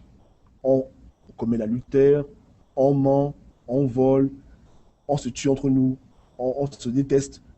L'humanité souffre de ce mal qu'on appelle le péché. C'est-à-dire que les hommes font ce qu'ils ne doivent pas faire. Ils se tuent, ils font des crimes. Et le Christ est venu afin que par sa mort, nous puissions maintenant revenir à Dieu avec un nouveau départ en recevant de Dieu un esprit nouveau qui nous change de l'intérieur. Parce que la chrétienté, ce n'est pas seulement lire la Bible, c'est une transformation spirituelle qui se passe tous les jours dans la vie du chrétien. Le chrétien est un homme malade que Christ donne le remède. C'est-à-dire que le Christ lui donne son esprit afin que maintenant, la présence de Christ en toi t'aide à devenir quelqu'un de meilleur. Voilà ce que c'est la chrétienté. Ce n'est vraiment pas comme les gens pensent une religion où on va à l'église le dimanche. Non, c'est un changement de vie. Voilà pourquoi on parle de nouvelle naissance chez les chrétiens. On passe d'une vie de péché à une vie où Dieu nous prend par la main et grâce à sa présence, on change au fur et à mesure, on devient meilleur. On tend vers la perfection chaque jour. Comme un enfant qui apprend à marcher, on repart dans une nouvelle base. Et voilà pourquoi quelqu'un qui faisait du mal avant, quand il rencontre Christ, du fond de son cœur, l'envie de faire le mal s'en va au fur et à mesure. C'est une transformation qui est spirituelle. Tu vois? Donc c'est ce que le Christ a fait. Le Christ s'est sacrifié pour nous. Et le seul moyen que les hommes pouvaient recevoir de Dieu la grâce d'un esprit nouveau, c'était par le sacrifice de Christ sur la croix. Mais le concept de sacrifice n'est pas nouveau. Beaucoup d'hommes dans les pays en guerre, quand quelqu'un balance une grenade dans une maison, on voit le père qui se lève et qui saute sur la bombe pour pas que les enfants meurent. Donc le fait qu'un homme donne sa vie pour les autres, ce n'est pas quelque chose qui est nouveau. Les hommes ont toujours montré du courage, toujours montré du sacrifice, sauf que le Christ a montré un sacrifice plus grand et plus puissant qui a produit un effet plus grand pour l'humanité. C'est ce que nous, chrétiens, nous croyons. On croit que quelqu'un qui était saint, parfait, a accepté de subir la punition pour que nous puissions être sauvés. Si ton enfant, aujourd'hui, désobéit à tes conseils, et qu'il va quelque part, et que là-bas, on l'attrape, on dit, écoutez, ton fils a désobéi, on va le tuer. Mais la seule condition pour laquelle on puisse ne pas le tuer, c'est si tu donnes ta vie pour lui, je suis sûr que tu donneras ta vie pour ton fils. sans hésitation. C'est ce que Jésus a fait pour nous. C'est-à-dire que l'homme a péché, et à cause du péché, Dieu venait pour détruire l'humanité. Mais le Christ s'est porté garant pour pouvoir recevoir la punition qui devait nous être infligée par amour. Donc, il a fait ça par amour. Donc, ce que Jésus-Christ a fait à la grande échelle, tous les chrétiens le font à la petite échelle. Et même les non-chrétiens. Il y a beaucoup de gens qui donnent leur vie pour leur famille, qui donnent leur vie pour des gens qui ne méritent pas. J'ai vu des familles où l'enfant vole, il vole en prison, mais le père dit non, c'est moi qui volais. Et le père accepte d'aller en prison pour que l'enfant puisse être libre. Ça se passe tous les jours. Tous les jours, ça se passe dans le monde entier. Donc, c'est des choses qu'on a héritées de Dieu, mais qui sont plus manifestées en Christ de Nazareth. C'est ultime. C'est-à-dire que, franchement, il était saint, mais il a accepté que la punition qui était réservée aux hommes à cause de la désobéissance de l'homme revienne sur lui. Et ce n'est pas nouveau. Sauf qu'il l'a fait de façon grandiose. Donc, on retrouve dans la vie de tous les hommes de Dieu un minimum de sacrifice. Et chez Christ, c'est le sacrifice ultime. Quelqu'un de parfait qui accepte de souffrir pour les gens comme nous, imparfaits. Et personne ne l'a forcé à le faire. Parce que le vrai sacrifice, c'est lorsqu'on ne te force pas à le faire. Voilà pourquoi on dit que Christ est Dieu lui-même. Parce que ton exemple est concret. Tu vas prendre ton enfant qui est innocent, tu dis, bon, va mourir pour les gens. Non, mais c'est lui-même qui est Dieu. Donc, il a accepté lui-même de venir se sacrifier pour nous. Voilà pourquoi nous, on ne pense pas qu'il soit le Fils de Dieu. On pense vraiment que Christ est Dieu lui-même. Parce que comme tu dis, ce serait bizarre d'envoyer son fils mourir pour les gens inconnus. Mais toi-même, tu as le choix. Moi, je peux mourir pour toi. Mais je peux envoyer mon fils mourir pour toi. Je vais mourir pour toi-même. J'accepte de donner ma vie pour toi. Beaucoup de gens aujourd'hui sont morts parce qu'ils ont donné leur rein. Hein?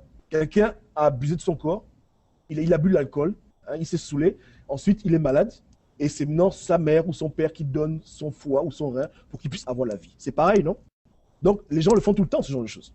Quand tu aimes quelqu'un, tu lui donnes une seconde chance. Et le Christ l'a fait pour qu'on puisse avoir une seconde chance de repartir à zéro avec Dieu et de faire ce qui est juste maintenant. Donc, j'ai assez parlé. À toi la parole. Merci à toi. Donc, comme j'avais dit, je vais répéter puisque je pense que vous n'étiez pas là. Donc, j'ai dit que le sujet que vous avez imposé aujourd'hui, c'était la divinité de Jésus. On est en train de se diriger vers un autre endroit. Pour moi, ça ne me dérange pas, mais je préfère respecter le sujet qui a été imposé. Donc, ce que vous avez dit, donc, les exemples que vous avez cités, ce sont de très bons exemples. Et j'apprécie vos exemples. Qu'un père donne ses poumons pour sa fille parce que sa fille va mourir, ou les autres exemples, vous avez cité plein d'exemples. Mais dans chaque cas que vous avez cité, le père qui donne ses poumons pour sa fille, ou bien le père qui saute sur la bombe pour que lui, il sauve tous ses enfants, vous avez cité différents exemples. C'est à chaque fois lui qui porte tout ce que les autres auraient dû à chaque fois porter. Vous êtes d'accord avec moi, je pense, ici. Mais le problème ici avec vous, quel est le problème ici dans le christianisme? C'est que lorsque vous dites que Jésus a porté les péchés de tous les hommes, alors Jésus part en enfer. Jésus doit partir en enfer, il a porté les péchés de tous les hommes, c'est lui qui doit partir en enfer. Alors une personne qui n'a rien fait, lui va partir en enfer, alors que lui, il était, comme vous dites, sans péché. Bref, donc je préfère qu'on repart sur le sujet initial, qui était donc la divinité de Jésus. Donc, qu'est-ce que je vous avais dit? Je vous avais dit, il n'y a aucun verset non ambigu dans toute la Bible dans lequel Jésus lui-même dit « Je suis Dieu ou adorez-moi ». Il n'y a aucun verset non ambigu dans lequel Jésus lui-même dit « Je suis Dieu ou adorez-moi ». Donc, pour revenir donc sur le sujet, il y a souvent un argument qui est mis en avant par les chrétiens concernant donc, la divinité de Jésus, c'est qu'ils disent que, c'est ce que je pense vous avez cité au début, vous avez dit que lorsque vous parlez de Jésus en tant que divinité, vous ne parlez pas du Père. Il est un avec le Père et il partage la nature du Père. Ça, c'est ce que vous avez dit au tout début. Je ne me rappelle plus c'est lequel de vous deux qui a dit cela, mais ça a été dit aujourd'hui. En d'autres termes, ce que vous êtes en train de dire, c'est ce que nous, les musulmans, nous appelons du shirk. C'est de l'association. C'est ce qu'on appelle de l'association. Vous associez Jésus à Dieu. Dieu est un, vous êtes en train d'associer des autres personnes à Dieu. L'islam est la seule religion qui enseigne l'existence d'un Dieu parfait, d'un Dieu pur, d'un Dieu parfait, qui ne connaît aucun intrus, ni dans ses attributs, ni dans sa nature. Le Coran dit dans Surat Al-Ikhlas, chapitre 112, verset numéro 1 à 4, que normalement tous les musulmans doivent connaître. Il dit « Qul huwa Allahu ahad » dit « Dieu est un ». Dieu est unique. Allahu Samad, le seul que nous implorons. Lam yalid wa lam yulad. Il n'a jamais engendré ni n'a été engendré. Wa lam yakul lahu kufuwan ahad. Et nul n'est égal à lui. Alors on va analyser si Jésus partage la même nature que Dieu. Vous dites que Jésus est en tout point semblable au Père. Or, le livre que vous avez, la Bible, nous dit que Jésus n'est pas semblable au Père. Il n'y a pas de similarité entre Dieu et Jésus. Donc, le Coran nous dit dans Surat Al-Ma'idah, chapitre 5, verset 75, Mal Masih ibn Maryama illa rasul, qad khalat min qablihi ar-rusul. Le Messie, fils de Marie, n'était qu'un messager. Des messagers sont passés avant lui. Wa ummuhu siddiqa. Et sa mère était une véridique. Kana ya'kulani at-ta'am. Et tous les deux mangeaient. Jésus ainsi que Marie mangeaient. Vous êtes d'accord avec moi? Et la preuve se trouve dans la Bible. Je vous ai cité un verset coranique dans lequel on nous dit que Jésus mangeait, mais dans la Bible, il y a aussi Luc chapitre 24, verset 36, lorsque Jésus arrive après sa prétendue crucifixion, il arrive dans la pièce et il dit Shalom aleichem en hébreu, que la paix soit sur vous. Et alors là, qu'est-ce qui se passe? Il y a une série de choses qui se passent et après, il présente finalement du poisson grillé et du miel, un rayon de miel pour que Jésus en mange. Il y a aussi d'autres exemples. On nous dit que Jésus avait faim. Et donc, il a vu un figuier, mais ce n'était pas la saison. Vous êtes d'accord avec moi? Il y avait donc, par la Bible, on nous dit aussi que Jésus mangeait. Le Coran nous dit également que Jésus mangeait. Mais pourquoi est-ce que ce verset se trouve dans le Coran? Pourquoi est-ce que Dieu nous dit que Jésus mangeait dans le Coran? On nous le dit. C'est justement pour pouvoir éradiquer votre argument. Vous vous dites que Jésus est semblable au Père, alors que Dieu ne mange pas. Dieu est Al-Qayyum. Il subsiste par lui-même. Nous avons besoin de lui, mais lui n'a pas besoin de nous. Vous êtes d'accord avec moi? Dieu n'a pas besoin de nous. Lui, nous avons besoin de Dieu, mais Dieu n'a pas besoin de nous. Il ne dépend pas de nous. Alors que si vous êtes en train de dire que Dieu mangeait, Dieu dépend de la nature, et donc c'est contre sa nature. Il est donc exactement, vous êtes en contradiction avec les attributs de Dieu, la nature de Dieu. Admettons un instant que Dieu mangeait. Parce que c'est ce que vous êtes en train de dire. Si vous dites que Jésus est Dieu, vous êtes en train d'admettre que Dieu mangeait. Si vous dites que Jésus est Dieu, vous admettez que Dieu mangeait.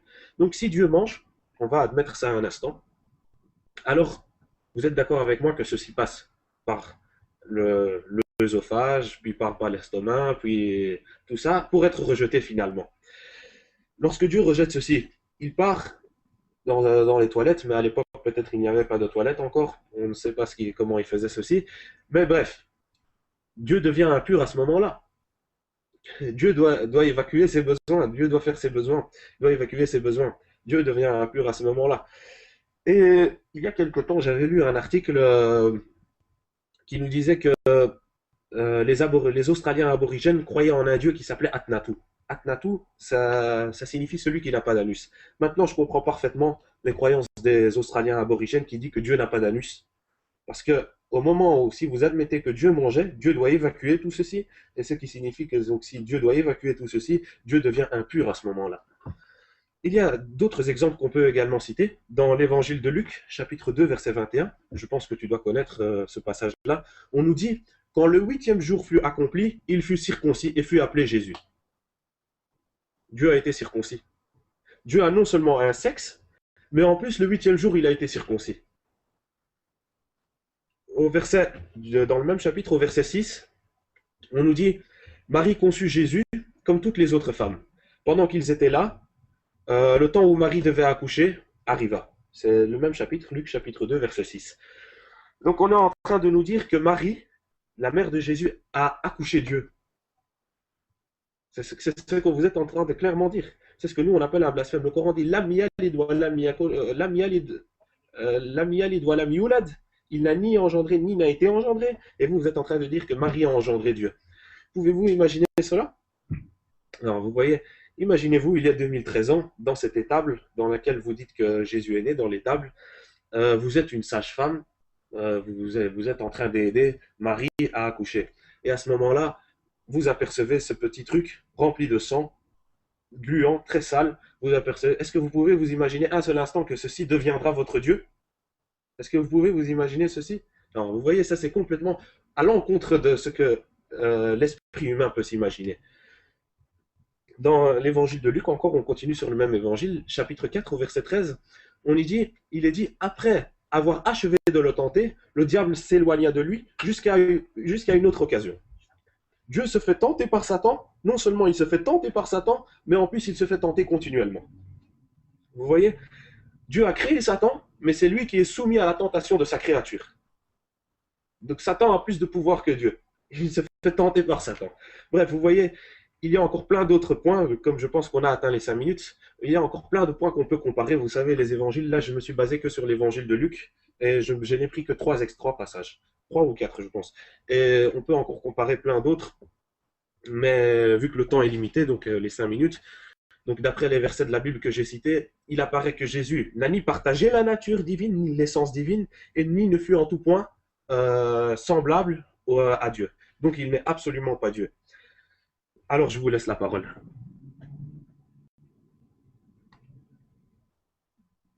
Ben, pour reprendre un peu tout ce que tu as dit, par exemple, tu as dit qu'il n'y a aucun verset dans les écrits qui dit que le Fils est quelque chose qui reflète le Père. Mais je peux te dire tout de suite qu'il y a un verset, comme tu cites des versets, je vais le faire aussi. Donc, dans Hébreux chapitre 1, il nous est dit, donc le verset 3, le Fils est le reflet de sa gloire, il est l'expression de sa personne, il soutient tout par sa parole puissante. Voilà.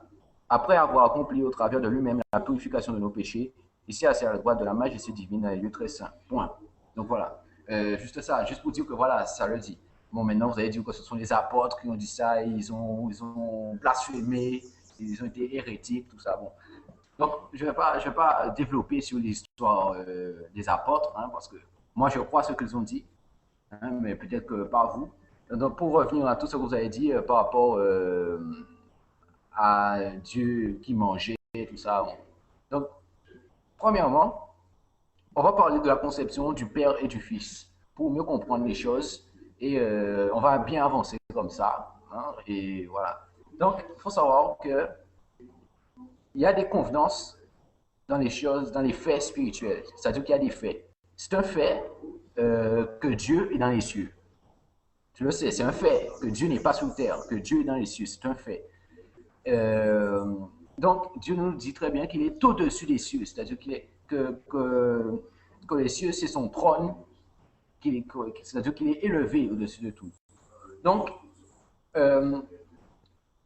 pour représenter cela, Dieu, il s'est fait Père, c'est-à-dire celui qui est dans les cieux, et il a fait entre le premier-né, c'est-à-dire le Fils. Le Fils, c'est-à-dire celui qui a un lien avec ce qui est en haut, mais qui partage des choses terrestres, ce qui fait que, et comme le Christ lui-même le dit dans Jean 10:30, le Père et moi, nous sommes un. Donc, nous sommes un, c'est-à-dire qu'il n'y a pas d'associé, c'est comme ça. C'est même pas une histoire d'association, c'est même pas nous qui l'avons fait, c'est le Christ lui-même qui le dit. Donc maintenant, c'est à nous de demander à Christ s'il dit la vérité. Donc, oui, frère, je viens de commencer en fait. Donc, le Père et le Fils, c'est une conception que Dieu a mise en place pour ne pas qu'il y ait cette mauvaise compréhension du fait de se dire que Dieu qui est dans les cieux, s'il vient, il n'y a rien dans le ciel. On va se dire que c'est pas normal, Dieu ne va pas laisser le ciel pour venir pour nous. Dans le ciel, ça veut dire qu'il n'y a personne qui gère les choses spirituelles, tout ça. Bref.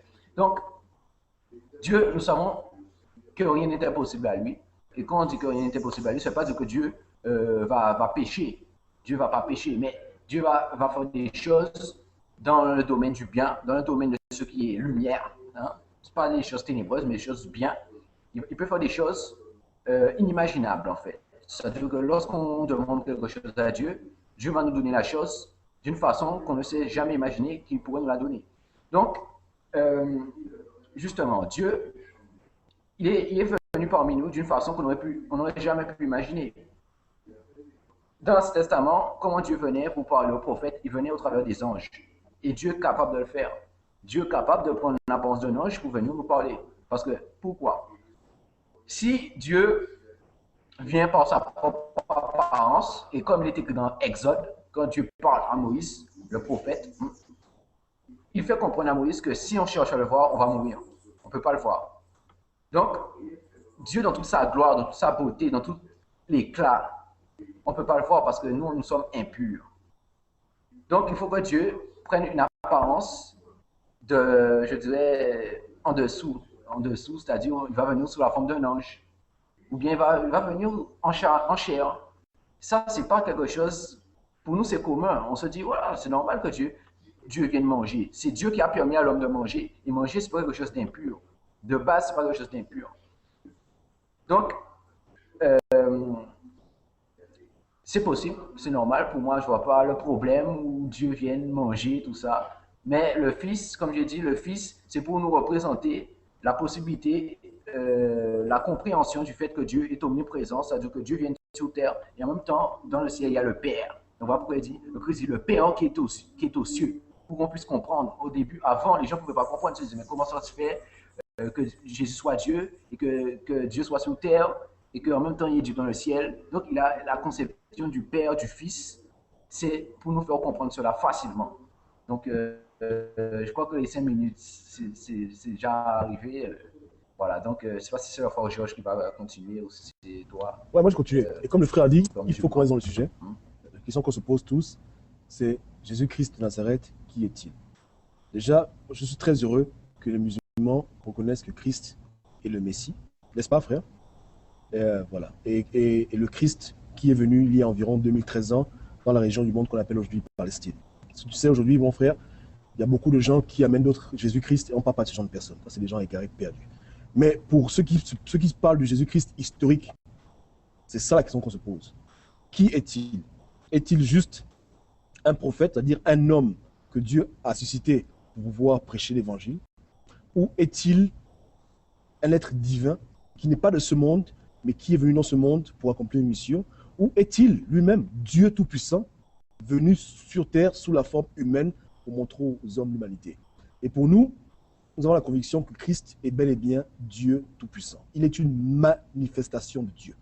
Tu sais, le problème avec nous les hommes, c'est que souvent, on n'arrive pas à comprendre la profondeur de Dieu.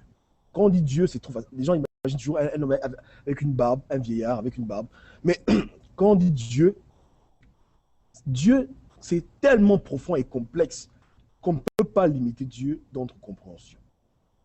Dieu, en même temps, peut être ici, en même temps en Belgique, au même moment, au même endroit. Dieu peut tout, il fait tout.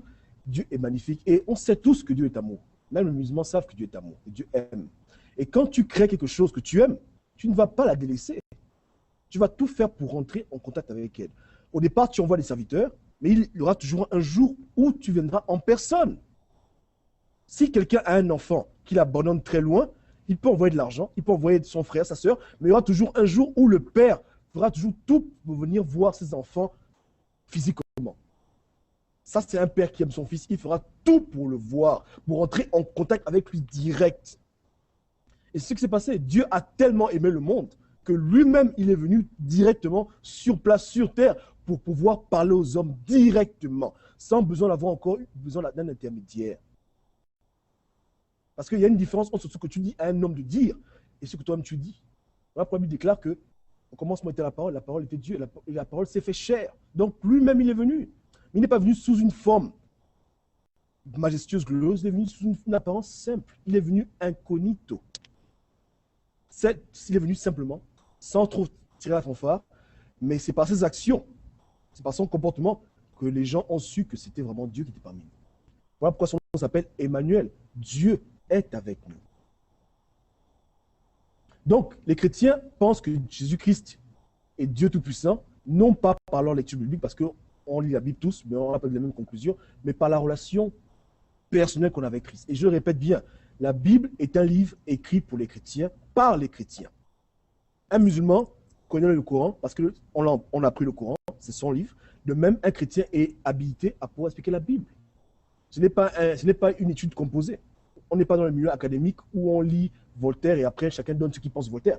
On parle bien d'un livre écrit par des gens qui avaient les foi, les convictions et qui ont mis à l'écrit ce que Dieu leur a dit, selon leur marche avec Dieu. Donc, il n'y a qu'un musulman qui est habilité à parler du Coran et il n'y a qu'un chrétien qui est habilité à parler de la Bible pour expliquer ce que la Bible veut dire de long en large et de même avec un musulman. Maintenant, la Bible n'a pas tout dit de façon explicite. Même le Christ lui-même ne parlait pas toujours de façon explicite. Il parlait beaucoup en parabole parce qu'il y a des mystères qui sont réservés juste aux enfants de Dieu, juste aux chrétiens. De même que moi, je peux lire des sourates, je ne peux pas comprendre. Je peux essayer de comprendre, mais il n'y a qu'un imam qualifié hein, qui peut m'expliquer que voilà, le passage veut dire ça, ça, ça. C'est pareil avec la Bible. Il y a des choses que seuls les chrétiens peuvent comprendre. Parce que tout n'est pas écrit terre à terre. Si tout était écrit terre à terre, aujourd'hui, tout le monde serait soit chrétien, soit musulman. Mais c'est parce qu'il faut un minimum de compréhension, un minimum de révélation, que beaucoup de gens aujourd'hui sont athées. Si c'est par la logique qu'on vient à Dieu, tous les plus grands scientifiques du monde seraient aujourd'hui des religieux. Mais on voit bien qu'aujourd'hui, il y a beaucoup de gens qui sont intelligents et qui ne croient pas en Dieu. Parce que pour eux, Dieu est illogique. Donc nous, déjà, en Christ, et même beaucoup de musulmans, on a fait un choix délibéré de croire aux choses que les gens ne croient pas. Parce que ce n'est pas forcément la logique, c'est la foi. Et la foi transcende la logique. Bien qu'il y ait la logique dans la foi, mais la foi va au-delà de la logique. On va au-delà de ça. Tu es d'accord avec moi? Donc aujourd'hui, on se rend compte que non, c'est une affaire de foi. Maintenant, nous, on dit quoi? On dit que dans la Bible, certes, ce n'est pas écrit noir sur blanc que Jésus-Christ de Nazareth est Dieu, hein, mais avec l'Esprit de Dieu qu'on a reçu, on comprend bien que c'est lui qui est Dieu. C'est une conviction qui vient du dehors, pas du dedans. On ne s'est pas en train de réfléchir, ok, voilà, qui est Dieu? C'est venu de Dieu. Dieu nous a révélé cela par notre relation intime avec lui au fur et à mesure. Et je t'assure que la raison pour laquelle beaucoup de chrétiens ne sont pas tous au même endroit, parce que malheureusement, c'est la foi, c'est comme la croissance. Tu as des enfants qui sont petits, tu as des enfants qui sont grands. Voilà, c'est des hommes, mais il y a des bébés, il y a des gens de 1 an, 2 ans, 3 ans, 4 ans. Donc chaque chrétien est à un niveau différent de compréhension. Voilà pourquoi tu vois dans le corps du Christ, il n'y a pas trop une cohésion, parce que chacun est dans sa marche avec Dieu et il y a des choses qu'il n'a pas encore compris. C'est comme on va en 5e, 6e, 4e, 5e, terminale, université. Donc chaque chrétien est dans sa catégorie. Voilà pourquoi tu vois, il y a un peu de confusion, mais il n'y a pas de confusion. Chacun comprend les choses progressivement. C'est comme quand on dit que la Terre, le soleil se lève à l'ouest et se couche à l'est pour les enfants, mais on sait bien que plus tard, quand on grandit, on voit qu'il y a les planètes, etc., le cosmos, et on comprend que la compréhension, elle est graduelle. Et je passe la parole au frère. Merci à toi. Donc, j'aimerais revenir sur plusieurs points. Donc, le tout premier point que vous avez cité, c'était Hébreux, chapitre 1, les 3 premiers versets que vous avez cités. Bref, vous avez dit quelque chose qui n'est pas sorti de ma bouche. Vous avez dit que j'ai dit qu'il n'y a pas de verset qui dit, je ne sais plus comment vous avez formulé ceci, mais néanmoins, je n'avais jamais dit ça.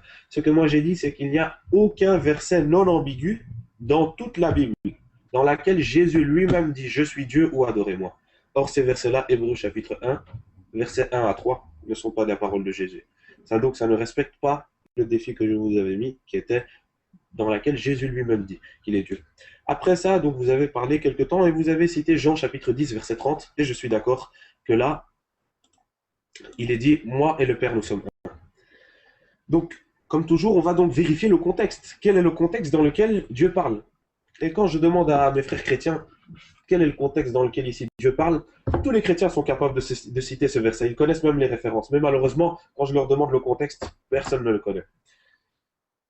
Pour connaître le contexte, il faut aller remonter jusqu'au verset 23. Le verset 23, qu'est-ce qu'il dit? Et Jésus se promenait dans le temple sous le portique de Salomon. Le verset 24. Les Juifs l'entourèrent et lui dirent: jusqu'à quand tiendras-tu notre esprit en suspens? Si tu es le Christ, dis-le-nous franchement. Et Jésus leur répond, verset 25, je vous l'ai dit et vous ne croyez pas. Les œuvres que je fais au nom de mon Père rendent témoignage de moi. Le verset 26, qu'est-ce qu'il dit? Mais vous ne croyez pas parce que vous n'êtes pas mes brebis. Mes brebis entendent ma voix, je les connais et elles me suivent. Après le verset 28, je leur donne la vie éternelle et elles ne périront jamais. Et personne ne les ravira de ma main. Le verset 29, mon Père qui me les a donnés est plus grand que tous, et personne ne peut les ravir de la main de mon Père.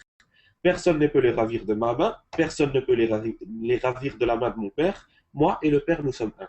Dans le contexte, on comprend qu'il parle que dans le but, le Père et que Jésus et le Père sont un. On peut comprendre dans le contexte qu'ils ont le même objectif.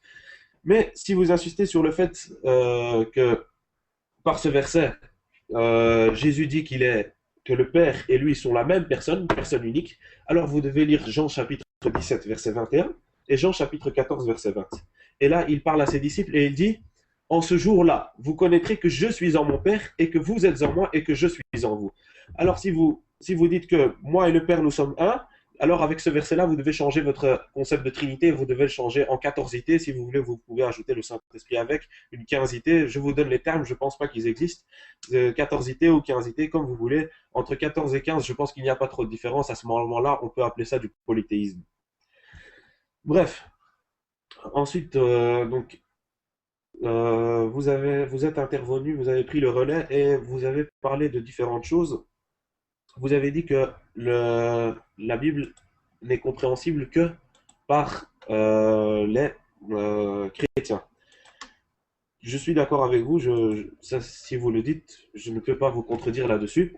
Et vous avez ensuite dit que le Coran n'est compréhensible que par les musulmans. Là-dessus, je ne suis pas d'accord. Vous pouvez dire que la Bible n'est compréhensible que par les chrétiens. Là, je ne peux pas vous corriger. C'est ce que vous dites. Mais en tout cas, le Coran est compréhensible par tout le monde. Le Coran dit dans Sourate Al-Ma'ida, chapitre 5, verset 3, Al-yawma akmaltu lakum dinakum wa atmamtu alaykum ni'mati wa aridtu lakum al-islam fi ad-din. Il vous dit, j'ai aujourd'hui achevé sur vous mon bienfait et j'ai agréé pour vous l'islam comme religion. Vous voyez? Et dans le Coran, on nous dit que le Coran n'est pas un livre seulement révélé que pour les Arabes ou que pour les musulmans. Il a été révélé pour toute l'humanité. Et le prophète Mohammed a été révélé pour toute l'humanité. Il vous dit وَمَا أَرْسَلْنَاكَ إِلَّا رَحْمَةً لِلْعَالَمِينَ. Et il a été envoyé en tant que miséricorde pour toute l'humanité. Dans d'autres versets, dans Surat Al-Saba, chapitre 34, verset 28. Et puis, il y a d'autres versets dans lesquels on vous dit que le prophète Mohammed n'est pas le père de l'un de vous hommes, mais il est le dernier messager.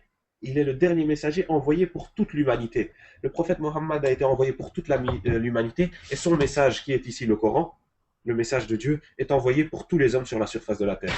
Si vous dites que la Bible n'a été envoyée que pour les chrétiens, et je suis d'accord avec vous, c'est noté dans la Bible, il y a différents endroits dans lesquels on dit que la Bible n'a été envoyée que pour les enfants d'Israël, que pour les Juifs. Je suis d'accord avec vous, je ne peux pas vous contredire là-dessus. Et il y a quelque chose que vous avez repris, que j'avais expliqué auparavant, dans lequel vous avez dit que Dieu a la capacité de tout faire, et je vous ai expliqué et je vous ai montré que Dieu n'a pas la capacité de tout faire. Dieu a la capacité de tout faire, mais il ne fait pas tout. Dieu a la capacité de mentir, mais il ne va pas mentir, puisque c'est contre sa nature. De la même manière, Dieu a la capacité de devenir un homme, mais il ne va pas devenir homme, puisque c'est contre sa nature. Et j'ai prouvé, vous étiez absent malheureusement, et je vous ai prouvé que la nature divine et la nature de Jésus sont en contradiction et qu'ils ne peuvent pas être les uns avec les autres ensemble. Je vous ai dit que Dieu subsiste par lui-même, Dieu n'a pas besoin de nous, et que Jésus ne subsistait pas par lui-même tout seul. Jésus avait besoin de la nature, de tout ce qu'il y avait autour, des hommes. Et je pense qu'avoir donné suffisamment d'exemples, si vous voulez, je peux encore en donner, mais je pense avoir atteint la limite du temps et je laisse la parole à Rabbi. Pas de problème, je prends la parole. Vraiment, je tiens un peu à clarifier ce qu'on a dit.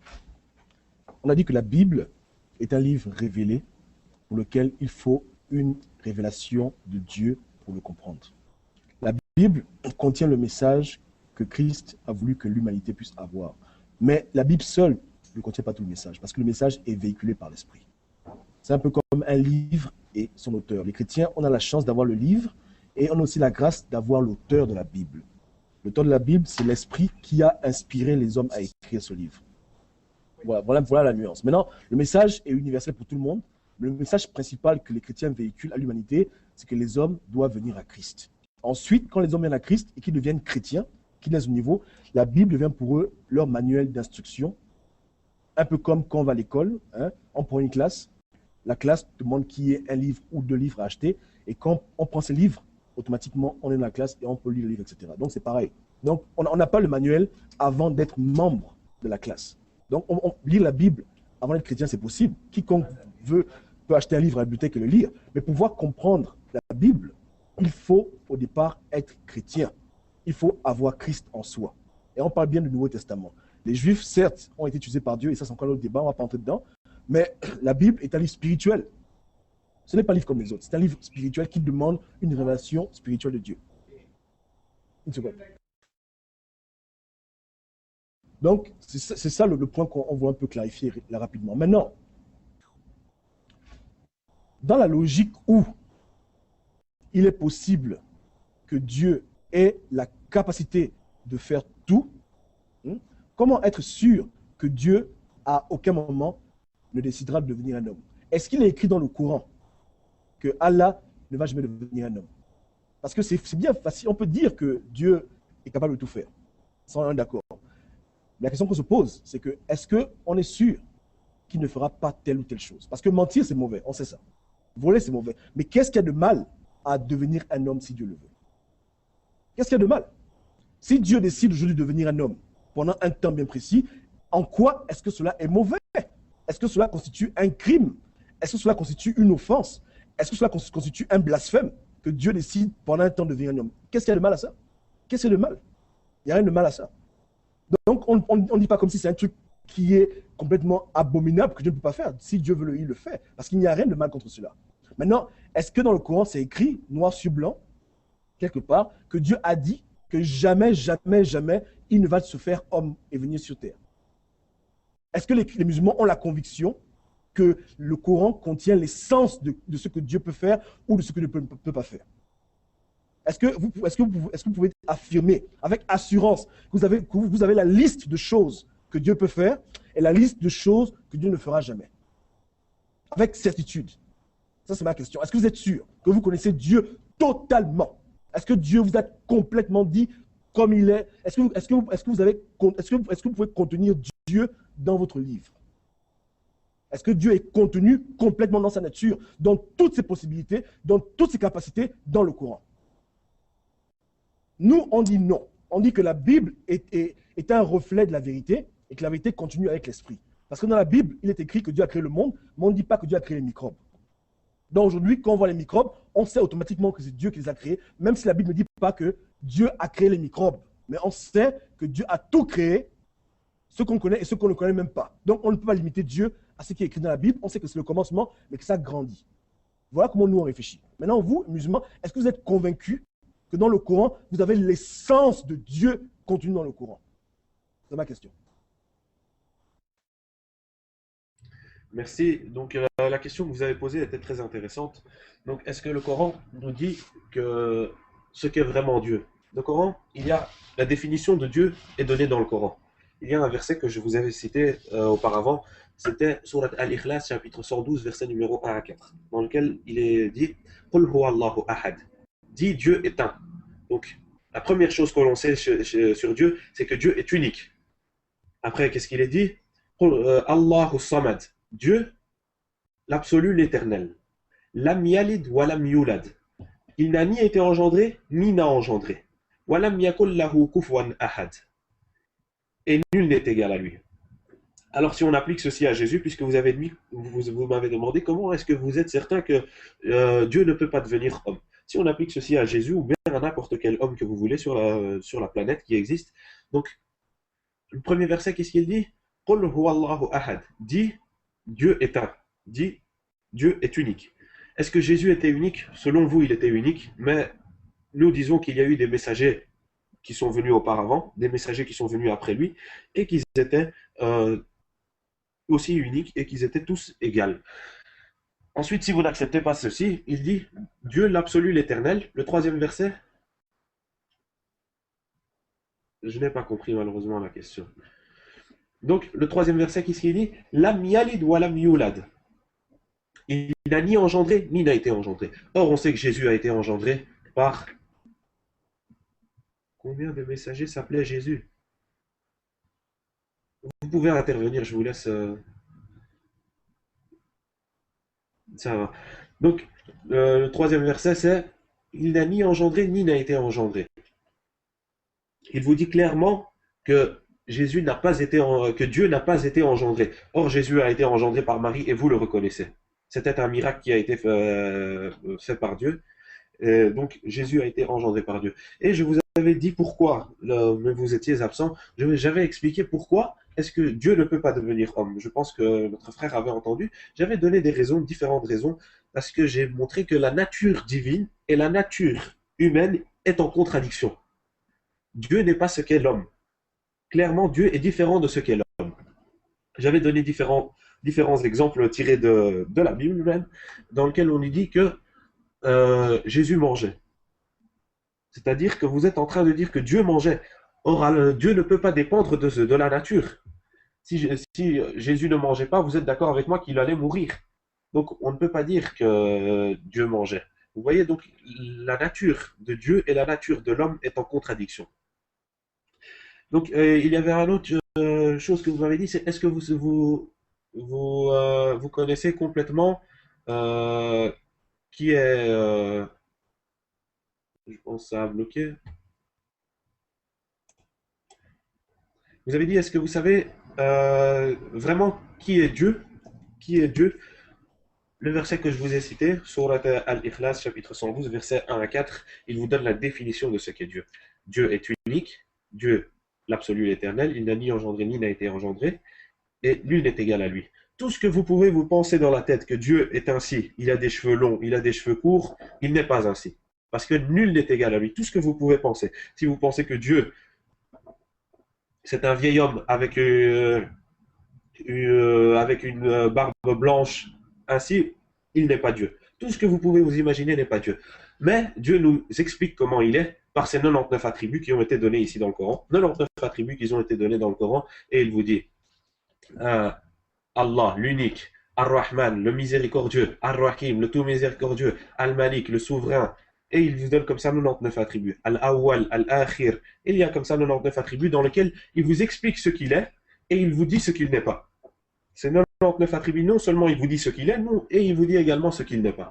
Donc c'est noté dans le Coran, ce qu'il est et ce qu'il n'est pas, est dit ici dans le Coran. Je vous laisse la parole, mais avant ça, j'aimerais vous dire que ça fait à peu près 1h40 minutes qu'on est ici en train de discuter. Je pense qu'il faudrait penser à une fin. Amen. On va conclure, c'était vraiment très très intéressant pour tout le monde. Pour répondre à ta question, voilà ce que je veux dire. Tu sais, les chrétiens, on sait qu'aucun livre sur terre ne peut contenir toute l'essence de Dieu. C'est-à-dire qu'il est impossible à l'homme de pouvoir connaître Dieu totalement. Voilà pourquoi Dieu lui-même s'est révélé à l'homme pour qu'on puisse au moins avoir de lui un minimum de compréhension. Parce que le contact, ce n'est pas nous vers lui, c'est lui qui est venu à nous. C'est Dieu qui est venu à l'homme. Et dans la Bible et même dans le Coran, les prophètes ne viennent pas vers Dieu. C'est Dieu qui vient vers eux. Okay? Donc, Dieu est venu vers l'humanité pour se révéler à l'humanité, pour qu'on puisse connaître qui il est. Maintenant, le Coran donne une définition de Dieu qui est plus ou moins générale, mais je t'assure, et j'ai la conviction que la définition de Dieu ne peut pas être totale sur Terre. Il est impossible de pouvoir s'arrêter sur quelques phrases et dire que ça, c'est Dieu. Maintenant, au niveau des possibilités, on a la conviction, l'assurance que Dieu s'est vraiment fait chair, que c'est possible. Il n'y a rien de mal à cela. Notre exemple, c'est que tu dis que la nature terrestre, la nature divine ne sont pas compatibles. Mais est-ce que tu es sûr que tu connais bien à quoi ressemble la nature divine?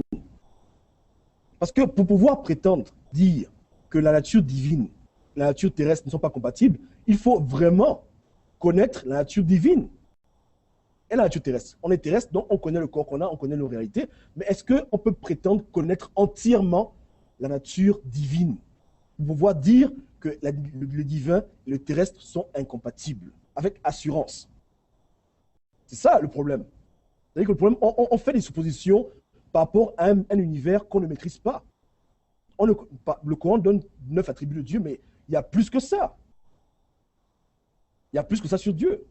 Même moi, quand tu me vois, je suis un autre être humain. Tu vois ma tête, mes pieds, mes mains, mais je suis plus complexe que ce que tu vois. Tu ne vois que les grandes lignes de ma personnalité. Mais est-ce que tu connais en détail qui je suis? Mon sang, la couleur de mon cœur, la couleur de mon cerveau, tu connais pas.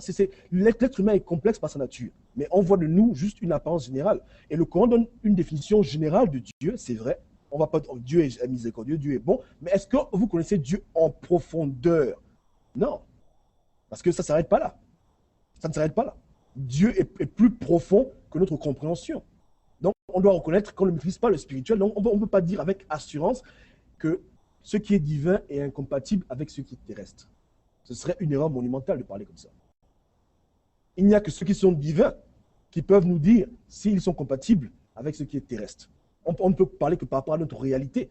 Si on était esprit, d'accord, mais nous sommes faits de chair maintenant, on est sur le plan terrestre. Donc, on ne peut pas être sûr de dire que ce qui est divin est incompatible avec ce qui est terrestre. C'est faux, on ne peut pas dire ça. On ne peut pas dire ça. On sait bien qu'un chien et un chat ne peuvent pas faire des enfants, mais on ne connaît rien de ce qui est divin. On ne sait pas comment ça fonctionne. Donc, rien ne nous dit qu'il est impossible que des êtres spirituels puissent devenir terrestres. Et même dans la Bible, il y a beaucoup d'exemples où on voit des anges qui sont des êtres spirituels qui arrivent à se matérialiser et venir sur terre. Et pendant un temps, peuvent marcher, peuvent parler, peuvent respirer et peuvent même manger. Donc, si les anges qui sont esprits peuvent devenir à un moment donné terrestres, pourquoi pas Dieu? Et je suis convaincu que dans les légendes bibliques et même peut-être coraniques, il y a beaucoup d'exemples d'anges qui viennent sur terre et qui sont parmi les hommes pendant un temps. Tu vois l'ange, tu ne sais même pas que c'est un ange. Il paraît comme un homme, il parle, il rit, il chante, il mange, il dort, mais c'est un ange qui est là. Jusqu'au jour où il repart dans le ciel. Donc, on sait que ça se passe. Il y a des esprits qui arrivent à devenir physiques. Donc, on doit être délicat lorsqu'on parle de choses spirituelles. On ne peut pas affirmer à 100%. On peut juste dire que je pense que, mais on ne peut pas être sûr que ce qui est divin ne peut pas devenir terrestre, qu'il n'y a pas de compatibilité. Non. On ne peut pas dire ça avec assurance. On ne peut pas. C'est un monde qu'on ne connaît pas, donc on ne peut que supposer. Donc, on va conclure. Moi, j'ai fini de parler. Tu peux conclure, mon frère. Rohin, conclue avec le message que tu peux nous donner aujourd'hui. Et le frère Disbikis va aussi donner la conclusion chrétienne. Et c'était vraiment intéressant. Et que Dieu nous bénisse. J'espère qu'on aura d'autres débats comme ça sur d'autres sujets. On va s'édifier. Je l'espère aussi, Inch'Allah. Donc, on a discuté donc, pendant, je pense, plus de 1h40. Et on a donc appris différentes choses, des points de vue, de votre point de vue et de notre point de vue. Et j'avais cité un verset qui est dans le Saint-Coran, Surat Al-Ma'ida, chapitre 5, verset 72. Et il y a également d'autres versets comme ça qui existent dans le Saint-Coran, dans lesquels on nous dit clairement que le Messie, fils de Marie, n'est pas Dieu. Il y a différents versets dans lesquels on nous dit ceci. Donc, vous êtes venu sur un point très important, vous dites qu'on ne peut pas connaître ce qu'est Dieu réellement.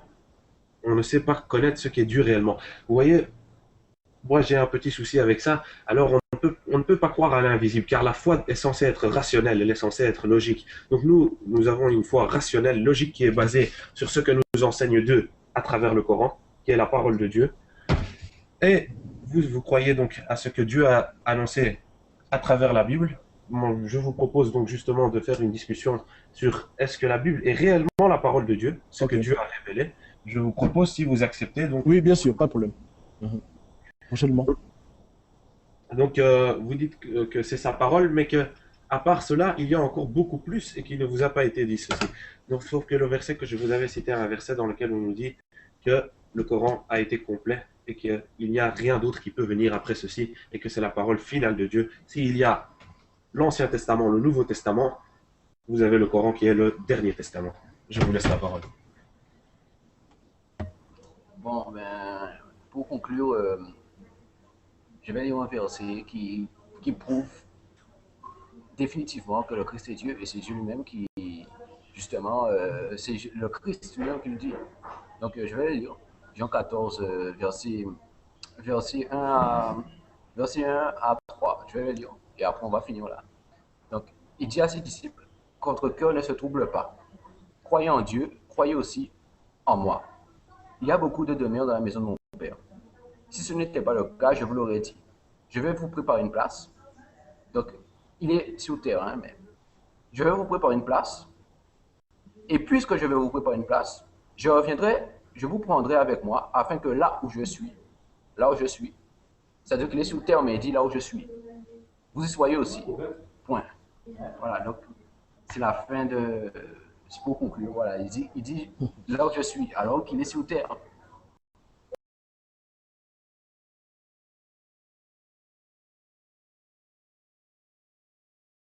يا طيبة يا طيبة يا داوى العيان اشتقنا لك والهوى